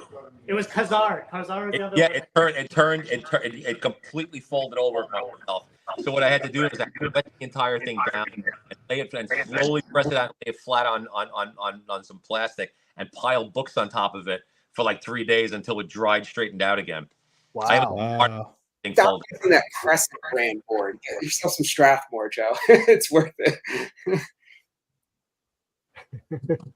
This is so amazing. My favorite. This is my favorite. My favorite character.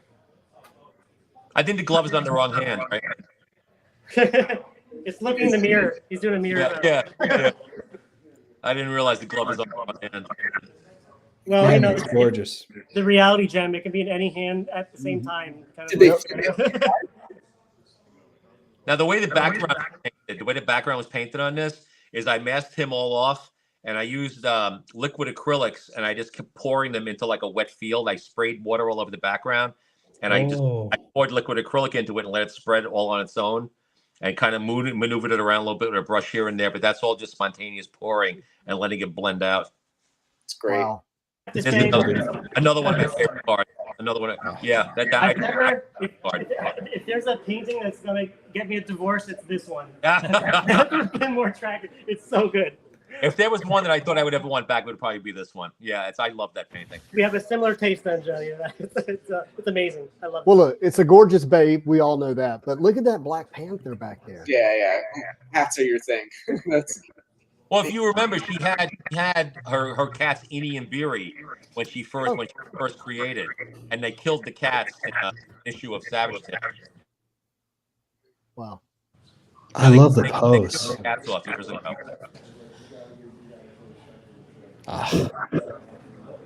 You just don't get the appreciation of the store on the canvas card. All right, there it is.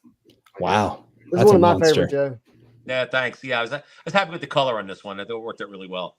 Well, it's one that actually did translate well into the card with the Battle Spectre gems. It both in the regular foil and then the gem foiling. Right. It just worked perfect. But your composition, the way you came up with that, with both of them coming at each other, but yet I don't know, it's perfect. Yeah, the battle scenes are always they're always. I always loved like the old books, the old comic covers, like the Fantastic Four with the Hulk thing fights and stuff like that. And you try to figure out get the characters to work together. It's like this compositional dance type thing. Yeah, well, you did it, and then Spidey looming in the background. It's great touch. I've always been a fan of this Adam. I just thought it was such a good perspective. These action. I wanted to do something different with him, you know, and I thought that worked out really well. I like the lighting on the meteors and stuff. I think the idea for the lighting on it came from an old Chelsea Bonestell painting. Oh, nice. It has a Messiah vibe to it. Yeah, it does kind of. Yeah, Warlock has that kind of god tendency, so it really matches. So he is that. Yeah. Cool. I love that green blue, man. That's so sick.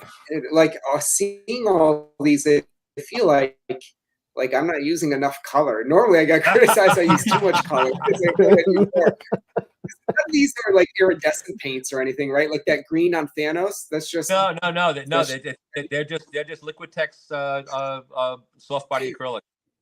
Damn, so the background on that Daredevil was one of my favorite things I've done. I thought it worked out so well. It is nice. Hey, can you guys tilt it a little bit to remove the lighting? Yeah, there we go. Man, there it is. Wow, what a gargoyle! Great. Such a cool piece. All right, so when you did this Strange, were you asked to do this version of Doctor Strange? I think I chose to do that. I asked if I can do that version because I had never done him before. And Doctor Strange is one of my least favorite characters to draw or paint. So I wanted to do something that I thought would be fun. So I thought this costume would be a lot of fun for me to do. Funny, every painting I've ever done Doctor Strange is a close up because I just don't want to paint the entire costume. The 92 card is a close up. 2016 card was a close up. What were you saying, Dan? I specifically asked to do the Blue Strange, and I was told no, I couldn't do him. Really? Yeah.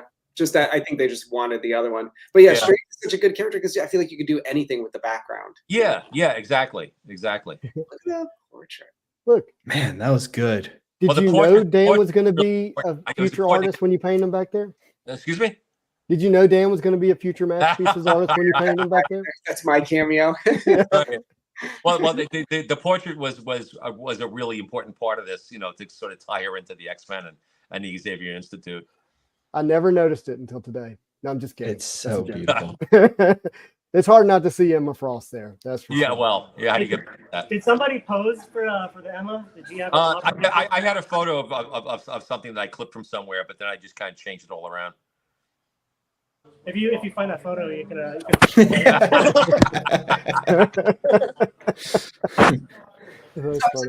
This is an old Illustrator thing, but having your own scrap file to pull from, like your own morgue, that's still the way you work. Is you work from? I've got 2 4-drawer file cabinets of nothing but stuff I've cut out of magazines for the past 50 years, all subdivided into all kinds, like a billion different categories. And I still go through my hand today without me taking an X-Acto knife to it to cut stuff out that I can file. Because honestly, everything is available to everybody on the internet, you know. And I've seen the same lion show up in 3 paintings in a week on Facebook.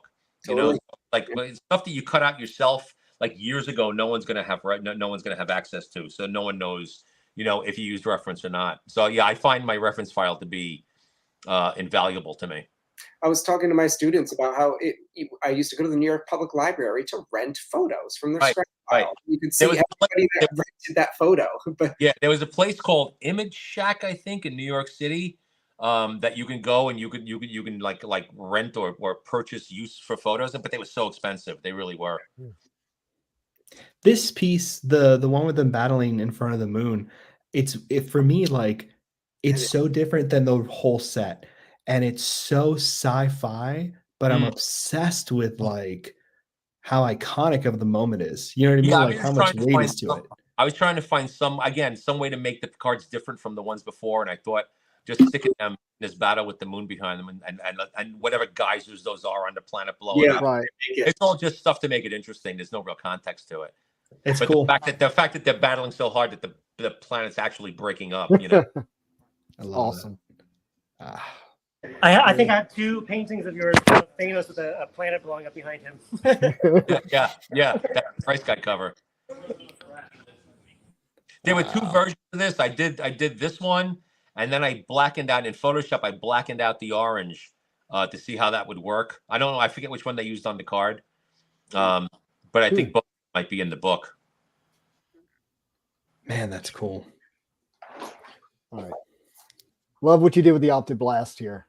That was another one that was from the. Like I said, I had some sketches left over from I think the '95 X-Men Ultra set that I did, the chase card set for. So I think this was a leftover sketch that wasn't used. Yeah. Now the Cyclops was available. I don't know if it still is. Yeah, I think the Cyclops is available. We'll see. And the next one, Dan, is I think one of your favorites right there. This is in my top 5 for sure. I'm glad it's not for sale. Oh, wait a minute! I didn't know there was a Spidey emblem in the back. Yeah, this Punisher again, man. This is like, I think this is one of your best Punishers. Maybe I'm holding it for somebody special. I don't know. And talking about Earl Norham, I feel like it's got, again, there's a vibe to this piece that I feel like you've got this old school sense to your work where you like embrace kind of it's like you're saying, you're embracing the comic bookness. I was going like really pulpy with this old pulpy horror stuff. That's my youngest son actually on the floor. I posed him. That's cool. Oh, that's so cool. This is a great piece. That's such a good piece. Ghost Rider. I was looking at that Drax versus Thanos in the book, and man, doesn't compare. Always. Yeah, I like this Ghost Rider a lot, and I just didn't want to paint that motorcycle again. So it's like I had to come up with something that was kind of really cool and effective, and I really like the way this one worked out.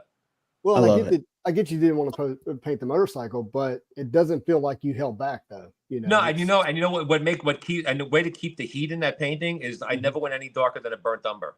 Like his jack, all the blacks on there aren't black; they're burnt umber. I never went any darker. Whoa! It stays really, really warm. Oh, good tip. You know, I love this Ghost Rider because it's kind of like it follows what the other monster pieces in the collection do, like the Wolfman, the Frank, like that power monster kind of like. I just love how it follows that vibe. So beautiful. Yeah, I found it odd that they let me do Frankenstein, they let me do the werewolf, they didn't let me do Dracula. So, I was like, you kind of need that trifecta of their Marvel horror books, but do it. Yeah. Not real crazy about this piece. Then I liked the idea of the background, but I think the figure's a little stiff and didn't work out quite the way I wanted it to. Still good. Yeah. Gore being really gory. That was a lot of fun. That's a cool one. Gore was relatively new still when you did this. Didn't know who he was. I thought search him. What was it like to learn of him and then put this together? Well, it was just it was when I saw it was a real cool character design, So and my sci-fi fantasy background is like, okay, well he's obviously like another really cool monster guy to do. Is that Thor's helmet? That's Thor's helmet, yeah. I never noticed until just now. Wow. That's why it's Gore the God Pusher. So. I mean, I know that, but I think the card may be cropped more.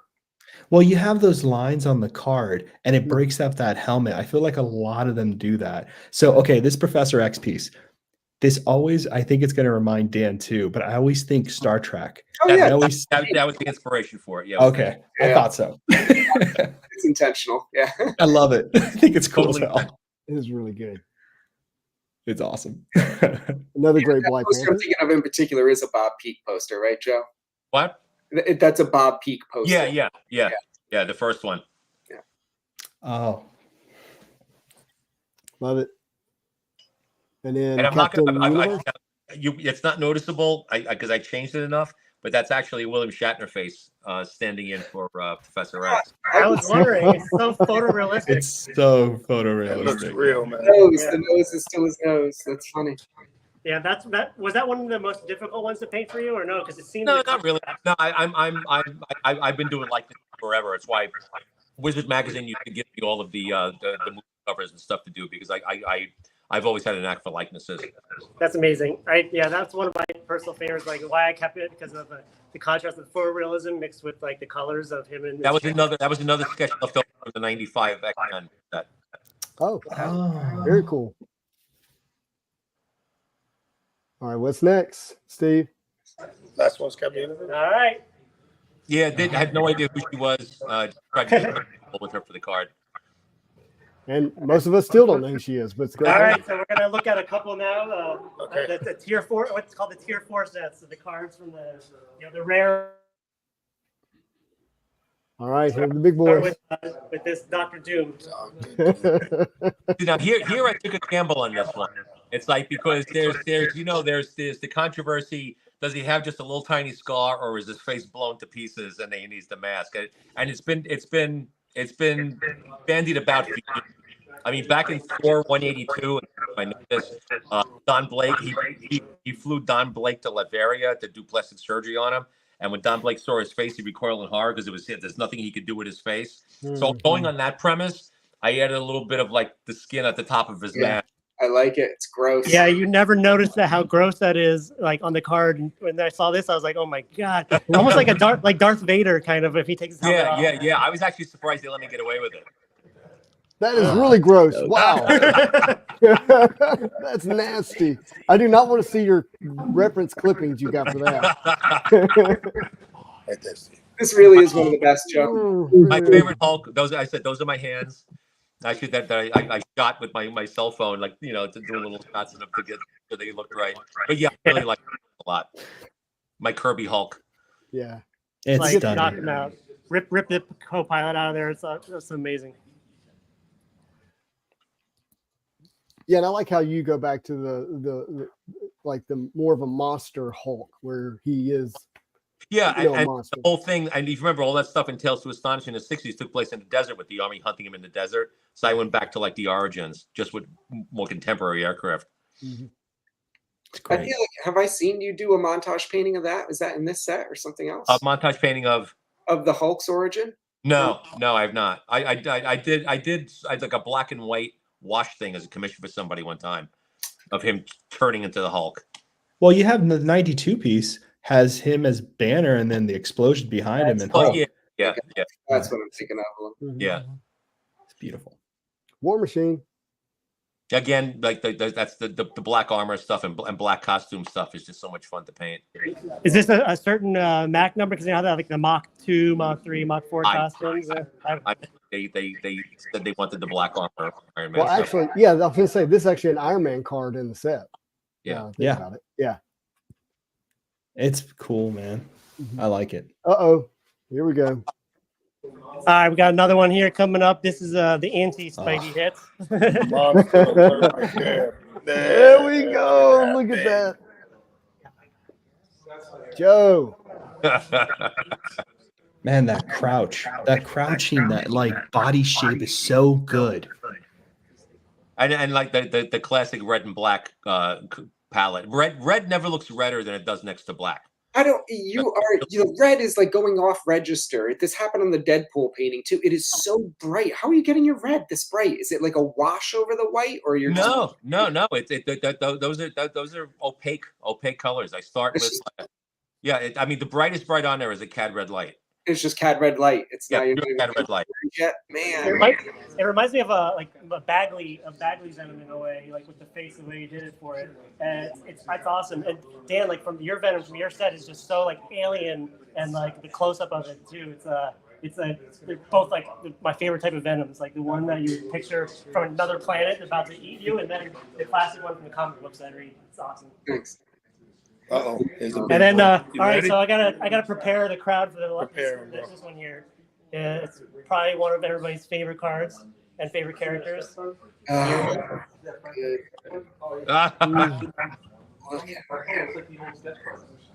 Talking about putting more work into the background than you needed to, Joe. Yes. Yeah, but we missed the Sentinel on the card. Look at that eye. Holy shit, that looks so good. The Sentinel eye. That did not come across in the card at all. That is good. Wow. Oh. that looked so real for a minute. All of Man, that. even inside the mouth, there's stuff going on. Yeah. Wow. Stuff. Look how subtle that is. Both those eyes are so good. Thank you. Thank you. Matt, can you move the camera back up to the top for me again, real quick? Yeah. Like what, big I eye? want a screenshot. Sorry, I heard it. All the things I'm doing wrong. Just Well, Joe, Awesome. I just want to say, like, both of these cards were painted and scaled perfectly for a trading card. And I mean, I know you knew what you're doing, but like it just worked so well. Thanks. Love it. Thanks. Yeah, Yeah, final one. We have one we missed here. Show the spider. oh. Wow. Oh, we missed a couple down there. We missed Yeah. Yeah, That's it's what it done. was. And we got a question from the audience here in the at the house. Real quick. Yeah. Yeah. Hey, Joe. This is Lewis. So Hey, Louis. this Magneto is unreal. It's absolutely phenomenal, and it wasn't included in the set. I know there were other cards that weren't included in the set that you put in your book, like the Galactus, the Phoenix. Right. I saw the Magneto Apocalypse. That was absolutely unreal. What happened with those cards? Why were they not included? And Yeah, are they part of the greater set? I know that the Apocalypse, for some reason, at the very last minute, the Apocalypse, the X-Men movie. Yeah. Avengers crossover thing. Yeah, they weren't doing anything. They pulled that they didn't want anything to cross over somehow because of the movie distribution rights. They pulled the FF at the last minute because of the because they didn't have the rights to it anymore. So I had the Mr. Fantastic done already, and all the FF were on my list. But after I had finished the Mr. Fantastic, I got a note that they pulled the X-Men out of it. I know that the Magneto Apocalypse was pulled for I think for movie reasons, because there was Apocalypse was showing up in the movie or something like that at the time. I can't remember exactly the reasons, but I know that there were a lot of licensing things going on, and they would try, since they pulled the FF out of everything, they canceled the comic and everything. Those were all pulled. I actually didn't even realize this wasn't in the set, to be honest with you. So what happened with the rest of them? I hadn't seen that art. It wasn't in your book. Where did that art? Well, you mean what wasn't in the book? I didn't see the Fantastic the Mr. Fantastic you mentioned, but they're in the book. They're in the book. There are 10 new pieces in the back of the book. So okay. Yeah. So I finished out the FF set. I did, because it was weird. They pulled the FF and they pulled Dr. Doom, I believe. Oh, they pulled Galactus. But they left in the Silver Surfer and Dr. Doom, which made no sense. If you're going to pull FF, you would pull Dr. Doom and Galactus in there with the Surfer. But they, for some reason, they pulled Galactus and the FF. So Galactus and the FF are in the book. There's no reason with Upper Deck. It's they goofed. That wasn't those art pieces. Those art pieces weren't part of the sale, right? From the original one, because I didn't get them. So where are they at? No, Marvel sent down that they. I see. With banning the Fantastic Four, that's mostly a Fox thing. It's the same thing happened. They want rights back, and since they canceled everything FF, including the comic, they didn't want any attention drawn to the FF. I'm surprised about the Magneto, though. I wonder why that one would. I don't know. I honestly don't know, because he's in other cards, so it doesn't make a whole lot of sense. With this one again, man. That's one of the. Oh my gosh! What a Spidey hit! And again, there's your reference for it. That's funny. Oh, that's so cool. That is, that's special. It's where you find it, man. I was looking at this piece one day and I was like, holy shit, this would actually, if I lit this would actually make a really good. This would actually make a really good card. It's great. That was originally that was Spider-Ham. Oh, funny. That was a Spider-Ham drawing of him walking down with the spider signal on him, and they didn't want to do anything outside the Marvel universe, so Spider-Ham was nixed. So I turned him into Spider-Man. I'm glad you did. That's crazy. I didn't know it was Porker. And it turned into the box art. The history lessons we're getting here, guys, is priceless. So soak it up, man. Soak it up. Wow. Jake's happy about that reference. Jake's loving it. Jake's life has just been made. We got the big one now. Here we go. Y'all ready? The big one. Bam. Yeah. There we go. Tier 4. All right, Joe, you got to walk us through the hand. On the card, it looks awkward, but here it looks better. It's getting some expression in the hand, popping it against that background. The Empire State Building took forever. Oh, I bet it did. I didn't even notice the street lamp. What a difficult thing to put in the mix. Wow. That is so good. Yeah, I want that. You try to get as natural a look to the background as possible. So I found a really good shot of the Empire State Building because normally you would fight to put the spire in, and you really can't see the spire from that angle. Yeah. How did you come up with this kind of dynamic pose? It was just I was again a con sketch. I did a con sketch of him at some point, or I blocked out something. I can't remember. Might have been a con sketch, and I just decided that that's a really cool pose. It would make a good painting someday. So this is a perfect time to use it. That's really great. Well, we call these Spidey hits. That's what we call them. They're so good. So we're going to go to the final ones on the table here now. These are the ones that all of our friends pre-ordered. We're going to be shipping them out tomorrow to them. They got them there. So we had them all protected with the wax paper still. We're going to go to give it a quick shout out here. So come on over here with the first one. We'll start here. Yeah. Another Hulk.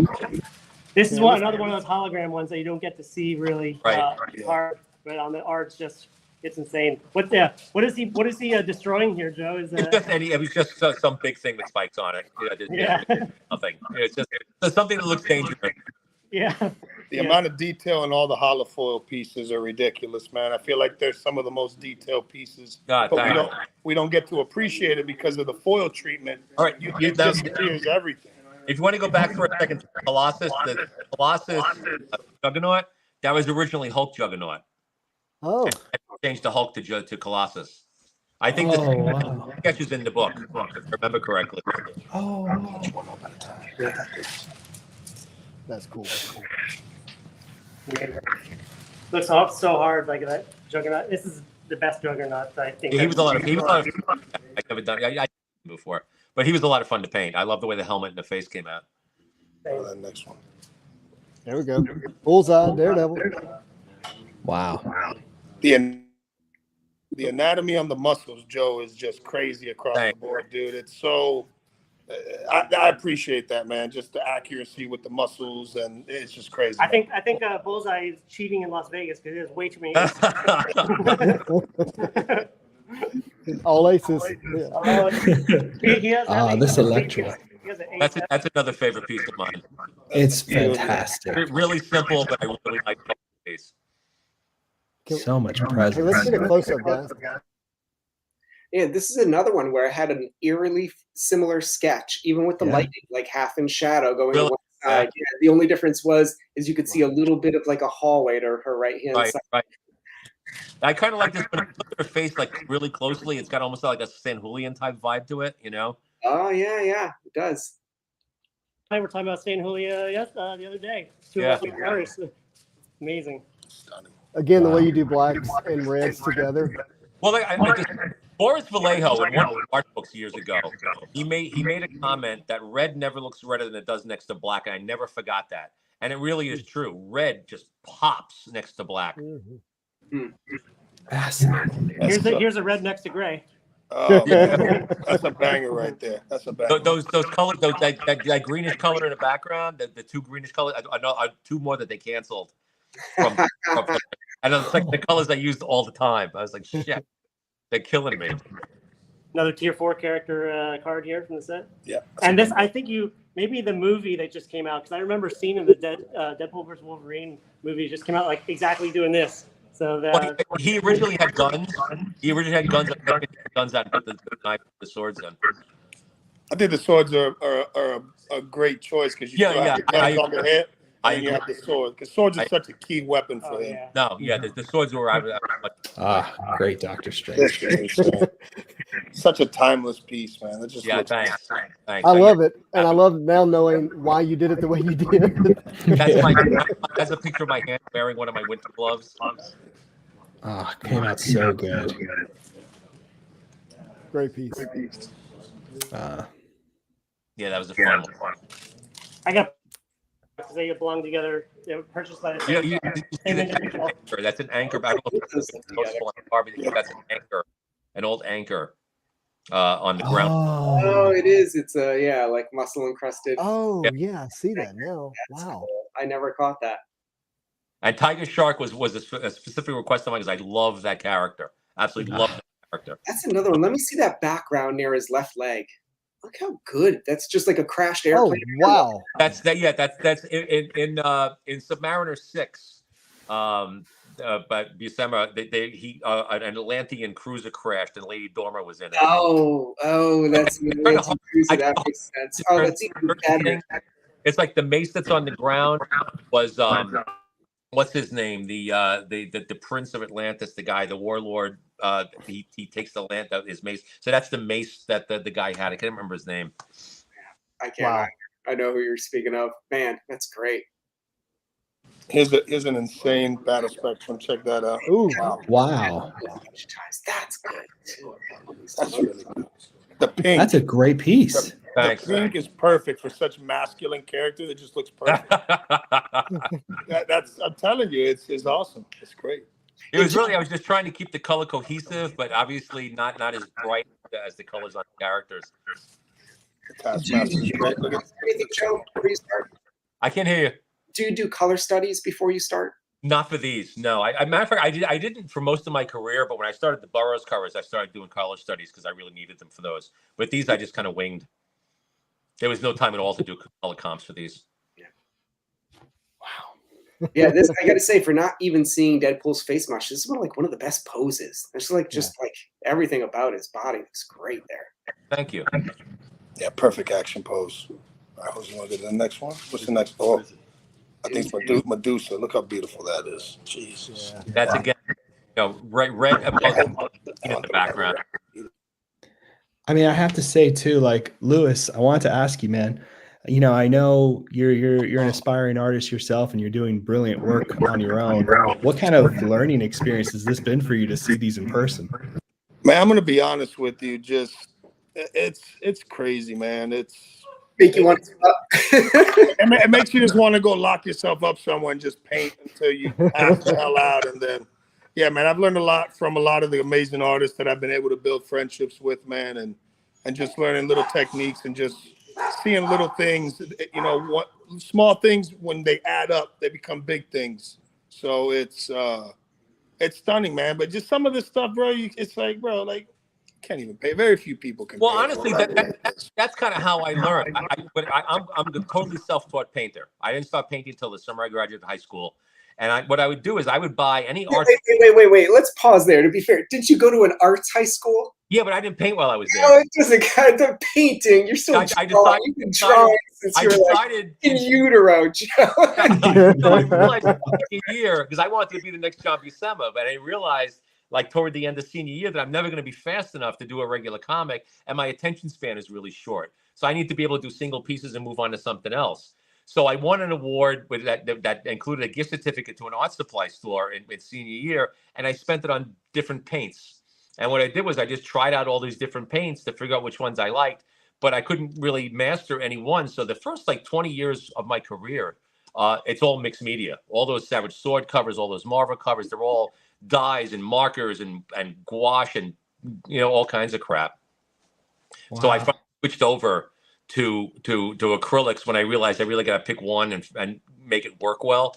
But yeah, I mean, the way I learned was I would just buy art books, and if they had a technique section in the back on how the guy worked, I would read that, and if I can cobble one thing out of how they worked and incorporate it into how I worked, and then blend it all together. So it's been really just a mishmash of stealing shit from other artists for 50 years.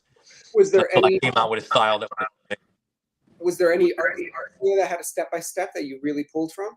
Not really. No. I mean, no. I remember Boris had a step-by-step in his early book, but he worked in oil, so that didn't work for me. Where he did the umber underpainting and then glazed on top of it. It was basically just me trying. If you look at my early stuff, it's me basically coloring a comic book and then trying to paint what I colored, and then I slowly, little by little, as I studied more artists' work, I learned more how to render better, and it's been 50 years of trial and error. This is another top for me. Yeah, the castle. The castle. Yeah, I was stands trying out. to do an old Ridiculous. Universal monster movie thing with him, so I kept a really simplified palette. I think there's 4 colors in that altogether. I think it's Wow. It's Payne's gray, black, white, obviously, a burnt umber, and unbleached titanium. With a little This bit. is like what. This is kind of like what the silver screen, what they meant by the silver screen for monster movies back in the day, because that was exactly what I was going for. And if you see in the art book, I mocked it up with a film strip around it to make it look like I remember, yes. Right, but it was so incongruous with the rest of the set, they didn't want to do that. That's a shame. Hey, Joe, we had a question earlier about this piece. Sure. What made you decide to go with the Marvel Girl look? That was the one they wanted. That's what they wanted. Yeah, that was the one they asked for. It's a nice piece. It's a really beautiful piece. Yeah, I never painted her before either, so I thought it was a really fun piece to do. Oh, you also did your Angel as the original Angel and stuff as well, right? Do you have first class there? Your Angel is the old school version of Angel. It's not Archangel. Whole X-Men first class. Yeah, I'm not. It's they gave me certain. I tried to do certain classic costumes on certain guys, but they either nixed those. Sometimes they wanted classic costumes. There was no. I didn't think there was any congruity to what they wanted as far as the characters went. I just want to say quick, this is an absolutely gorgeous piece. One of my favorites in the whole set. It's badass. I think she came up. I was really happy with the face. The face is gorgeous. She's so pretty. It's beautiful. Yeah, I was extremely happy with how her face came out. Speaking of Oh, there we there go. we go. Yeah, another one of my favorites. Little New York City. The city work again, just incredible. I like that piece. The building she's on is all made up. I made up the building that she's saying that all the steps and the stuff. But the background is a black and white photo of old New York. Wow, nice. And I added So- up in the back. So much of a love letter to New York through all these pieces. I never realized. Yeah, So well, beautiful. Look at that. there are times, as much as I don't like painted buildings, that they're an absolute necessity. You know. Yeah. Her face is stunning as well. One of the top paintings of the set, in my opinion. Oh, look at these Throwback. boys. Little Look at these throwback. boys. Yeah, I worked out really well. I really like the anatomy on this one. I thought the figures came out great. For all you guys who bought these, I know you were probably looking at scans or the cards themselves when you chose. Are you changing your minds about some of the ones you want? I want to see the originals. You know, 100%. We're not gonna lie to you. There's pieces that I was like, it's okay, but then when I see them in person, I'm like, geez, why did I not get that one? Right. Hey, man, this is Jose. Like, I think all of us that appreciate art know that what is printed and what you see in person are two different things. Let me tell you unequivocally, all these pieces look better, way better in person. It's nice. So even characters, you're like, I don't love that character. You see it in person, you're like, oh my God, I might have to buy this. They look like they were just painted like last week. Like they just got varnished last week. They're all so vibrant and bright after so long. They look wet. and just Yeah. to answer your question, Dan, like all the ones that people had bought here, they didn't have anything to go by except the card, Right. And like a picture of whoever had it before, of just them with wax paper on it from far With the away. wax paper over the top of didn't it. get a photo. Not the wax paper pulled over. We were geeking out with the paintings with the wax paper on it. Like we were like, oh my God, they're amazing. They're so vibrant. We And were then- seeing them like yeah, this, and we were like, No, dude, they're and so at an bright. angle and at a distance. Yeah. And now look at this. Look at the difference. Speaking of vibrant, beautiful, wow. Let's go. Wow. The architecture in the back, the futuristic, it's crazy, man. It's such a classic shot of him. It's like, how do you not do that shot? You know. That's That background insane. looks a little like a John Harris nod to me. Like some of that stuff off to the right. Okay. I love Cream it. color, the peach cream colors on the bottom. It's great, man. Yeah, here. This is like the pictures that we got a reference. Yeah, that's what we were geeking off about. We were like, bro, these are amazing. These look so vibrant. That's funny. And then we got angry. That was Oh man. very last painting I did. Amazing. Oh, that's cool. That's cool. Yeah. The last one you did. All right, Tulio. Wow. I tell you know what was hard to do though is because I had painted Black Bolt completely, and then I had to cover up half the figure with that thing. Oh. You know, it was heart wrenching to do it. I was like, if I screw this up, I just screwed the entire painting up. Well, you didn't. I feel like It's great. Yeah, I don't think people realize like how much that plays a role in painting. That if you mess it up, there's no getting it back. You just right. It was so hard to repaint that figure and get it back to where it was. Yeah, there's no undo. Thank you, Jose. Sparing you. I appreciate it. He's my all-time favorite villain, so that was a real lot of fun to paint. This is great.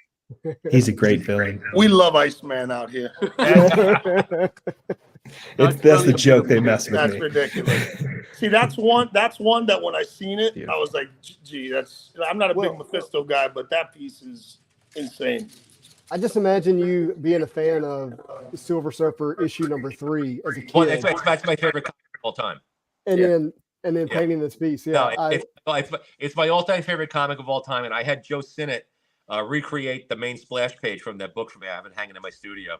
Oh, nice! Wow. I want a picture later. That sounds amazing. Yeah, I'll send it to you. I'll send you again later. Did you get the TV guide thing, by the way? Yes, I did. Thank you so much. So Joe found a TV guide advertisement of Silver Surfer, and he sent it to me. It's awesome. Thank you, bro. This was the repaint when they nixed my 9/11. I had to come up with another piece, and I figured doing a 1940s Cap was just like a perfect shot. That's a good choice. It's a good choice, and it shows Cap. I feel like we don't get to see like an angry Cap ever. Yeah. Like, you know, the Americana in this piece is insane, man. The struggle, the grind, you know what I mean? Just the war and everything. It's just timeless. Those are his companions, right? I love the dum-dums. Yeah. Howling Commandos. Insane. Howling Commandos. All right, what's the next one? This one? Oh, look at that beauty. Wow. That's another piece. When you see it in person, the background just blows you away. Somewhere else. Again, it was one of those things where I just wanted to pop her and get like a really cool cosmic background back there, but she had to pop out of the painting, so I didn't go any really dark with it. A lot of these bright colors, Joe, are you getting it through glazing, or is it still that dry brushing? Like like especially the backgrounds. The backgrounds are all just dry brushing. Man. I know. Another piece I'm ecstatic with. The sunset, like another sunset piece is beautiful. I believe you said your favorite from the set. Definitely one of my favorites. That. Wow. Good. Jose, did you snag this too? No, mine were shown long ago. But it's beautiful. It's stunning. But you hold on, I still want to look at it. Yeah, you never see Rogue in this pose. You see Rogue in a lot of similar poses, but never the this clouds pose. at the bottom is crazy. Very happy little clouds. Look at that face. That hair is so good. Thank you. Yeah, it was a lot of fun. Yeah, that hair, like, it actually looks like it's going back into space, that hair. It's not just loose, wild strands. Even with, like, just the right stroke, you made it look like it was going backwards. It's great. So this is going to a massive Joe and Spidey fans. This is one of my favorite, well, he's one of my favorite comic designs of all time. I asked for him also, the card set. Yeah. You do animals really well, my friend. Well, I'm a frustrated wildlife guy. You know, it's like, you can tell all the details, everything. You can tell the animals are all spot on. Joe, I heard a rumor that you gravitate towards big cats. Yeah, I'm a big cat. Yeah, if I could take a year off and just do big cat, I would do it. That's insane. Yeah. Hey guys, before y'all show the next painting, I've actually got to go, but the stream's going to continue to go. Fausto's here. He's got you. Dan, thank you for hopping on. Everybody keep watching. Don't go anywhere. But Mr. Jusko, thank you for being here, for doing this. Thank you. It's such amazing A lot of fun. Thanks a lot, guys. Yeah, absolutely. Y'all keep going. All right. Stream's not going anywhere. So we got something real quick just to show the two characters of these two amazing artists we have with us. Look at that. Horrible. Why are you doing that to me? Stop it, Dan.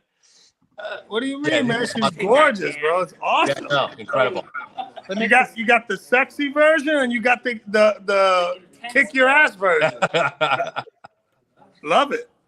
Hey, they both made the same collector thrilled, so yeah, awesome. Thrilled to own both of these. They're in the right home, man. They're in the right home. Notice mine's a little bigger, by the way. It's cold in here. Hey, they're both awesome, man. They're both amazing. Look at that beast. Look at this. Animalistic, just crazy. And you can see the big cat reference. Yeah, I had no idea. I had no idea at that point that he had changed into them. So this is kind of fun for me. Yeah, this is very the John Cass. Yeah. That's awesome. Yeah, for a beast collector that has everything. Like, this is a great. This is the piece that's going to a forever home for sure, man. Great take. Awesome. Big time beast collector. Let me back it up. Boy, David Glassburn. Look at that. Dan's beast too. Look at the Amazing hands, collector. just crazy, man. It's beautiful. It's beautiful, brother. It's beautiful. Thank you, man. All right, next one. Oh, this one's good. Yeah. Oh. This is going to another forever home. If you notice, the wreckage in the background forms an X. Oh. Forms a what? An X. Oh, the X. Oh, okay. Wow. Oh, because you got the metal dripped over it. I actually put some thought into these. Well, you had more time to do it, right? Yeah, you had more time. You didn't have what was your first set? 90 days? Yeah, 3 90 months? days, 92, 93 days, something like that. And then this set you had what, around? It looks like 3 years. I had a year. I took like 2.5. Okay, so yeah, with that much time, you can just tell the amount of detail in a lot of the backgrounds. Yeah, that was my point with these. Is I wanted to do bigger full finished paintings this time around. Incredible. All right. One of the best pieces. That's one of the best. 667. If you remember that whole storyline with Fisto, Yes. where he shrinks him down into the amusement park. Oh yeah, that's right. I love it. I love it. All the details to it. I love the scaling. The roller I love- coaster pain in the ass, man. It's like the I'm cycle. It makes Great. Hey, Joe, got a question. Is that Coney Island? It's the cyclone. Yeah, There you go. Nice. That's sick. I love the spotlight on there too. It's crazy how much you Well, need that in that What you corner. need, that's again like narrative as to who he is. He's a special effects guy.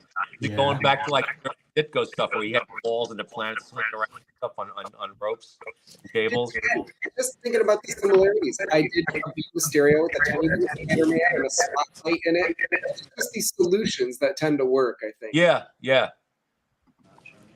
Yeah, that was a fun. I like this. What's going on in the back there? The whole vibe of this piece worked out well, palette-wise.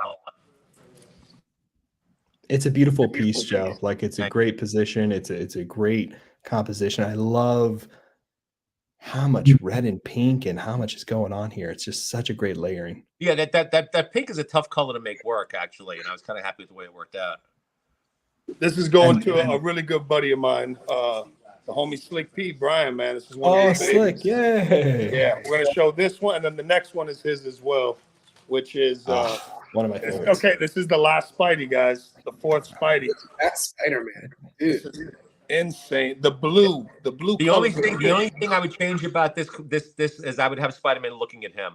I don't know what I was thinking when I did it, but he should be more engaged with the character. They're a little off. I think this is way toward the end of the set, and I think I was like really tired at this point, so I was missing certain things that I need to do.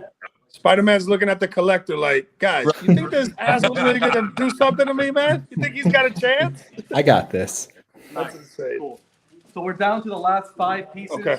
Matt, do the Okay, honors. here we go. These are Matt's Fuller. Matt's choices. Last one. Yeah, that was a great piece. It was a fun one. She's a lot of fun to paint. These Beautiful. 3 battle specters, or holofoils, I can't remember which these are. You lose so much of the background on those. Yeah. You couldn't see the storm behind Storm. And just seeing the detail up close. Well, it's like you have little print cards. You couldn't see any cards. And the lightning on the black cape, just amazing. Stunning.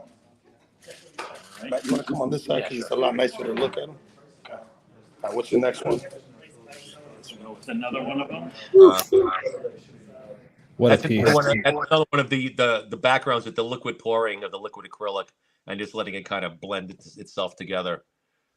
Insane. I think It's you're going to amazing. see a pattern in the cards I like then. Because, She's beautiful.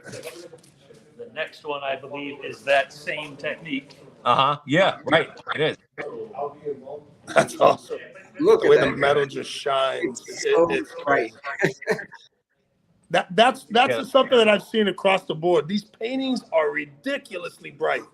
They're so bright and vibrant and colorful, man. It's well, I think, like I said, that's my approach to superhero stuff. I really needs that to make it feel like what it should feel like, you know. Yeah. Especially cards, especially on cards. Yeah, and I think a lot of it goes back to, you know, that this was printed for. Oh man, look at that. Yeah, they were designed for colors back then. I'm sorry, Dan. But I think using those bright colors, it works so well because these characters were designed to be printed with that. You know, like they're literally designed around it. Yeah. Right. It's sort of just a really advanced version of the comic book coloring, you know. Oh, this is another one this one passed me by on the card, but here, man. The holofoils just block so much of the background. It blocks it all pretty much. So you only see the character. You don't know everything else that lies behind it. The foil really takes away from it. Yeah, it does. The real holofoils that allow the background to be very visible is the kaleidoscopes, and that's the rarest one to find. But those are the ones that really let you see the piece. But the paintings, the best for last. Here we go. So this last one, this is my favorite that I picked up. It's probably my favorite from the set, and I just couldn't believe how these blues and reds popped up. Oh, yeah. Look at that. A genius pick, Matt. Yeah. Her blue skin frightened me when I started this, whether or not I was going to make it work or not. But it worked out really, really well. Even the detail on the little skull up top there. Probably the prettiest face of the set, in my opinion.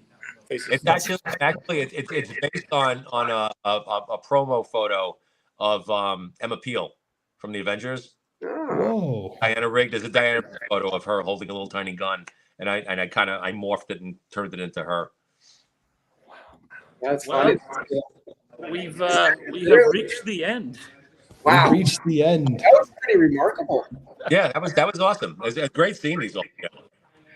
Joe, there was seeing your Apocalypse. It made me like he's one of the characters that I really wish I got to paint that I didn't get to paint. Is there anybody you wish you got a chance to stab at that you didn't get to I don't. Who was on my list? Like there were a few other characters on my list that I didn't get a chance to do, and I can't think off the top of my head who that was. I am curious though. Did when you got the set? Did you not get the 10 extra cards that were done for the book? Because those were sent off after they were done. He's talking to Steve. Here. So part of that collection, you included those unused ones. Hey guys, One second, guys. Thank you. Did you not get the 10 pieces I did for the book? The 10, like the Fantastic Four and the Galactus and I'd love to know where those are. Those should have been with the set. So okay. I would check and see what happened to them. Yeah, because Galactus is one of my favorite characters. You know, it's like the top 5 for me. So that'd be amazing to yeah. On top of 135, 145. So those other 10 cards. Or I have some investigating to do. You might help. So I'm assuming you made that box that shipped it. Did you do 2 separate shipments? One for those extra 10 and one for the original? Like no. They were included in the deal. Because there was something else that was attached to my deal with them that we killed. And I substituted those 10 paintings instead. Good to know. Those should have been included in this. So you have to see. All right. So yeah, I'll find out for it too. But you know, all the art that we saw today, it's amazing. I'm glad we got to share with all. And if you want to see it in person, we're gonna announce publicly for the first time right now a certain event here. So Jose, you want to come here and talk about something that we're going to so for everybody that couldn't be here, we wish you could have been here. You know, we'd love you to join us in Orlando next year for CAX and OAX. This is a Marvel trading card convention. Marvel cards, Marvel card art.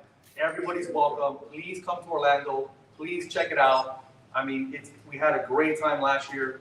And we already have over 60, 70, 80 Marvel card collectors already signed up. Please check it out. Please join us.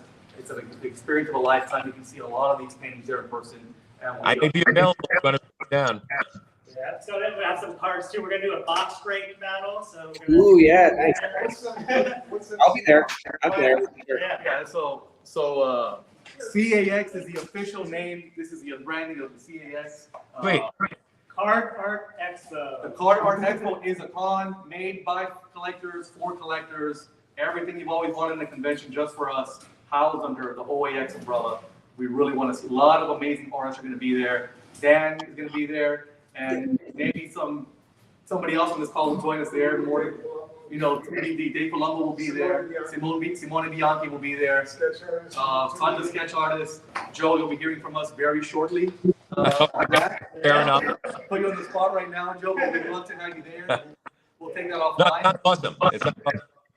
Same location. It's going to be the same building altogether, so you get to visit both. It's January. Dude. I've got work to do. I didn't realize how soon January was. It's all good. All righty. I think That's probably it, guys. Oh, real quick, Joe, of all the things we just saw, if you could take any one of those back to keep for yourself, which would it be? Well, just because of the subject matter, probably the Sheena card. Cool. that's one of my favorites, man. That's a good one. That's a great one. My wife That's a great one. too, so she likes it too. We'll arm wrestle for it when I see you at the con.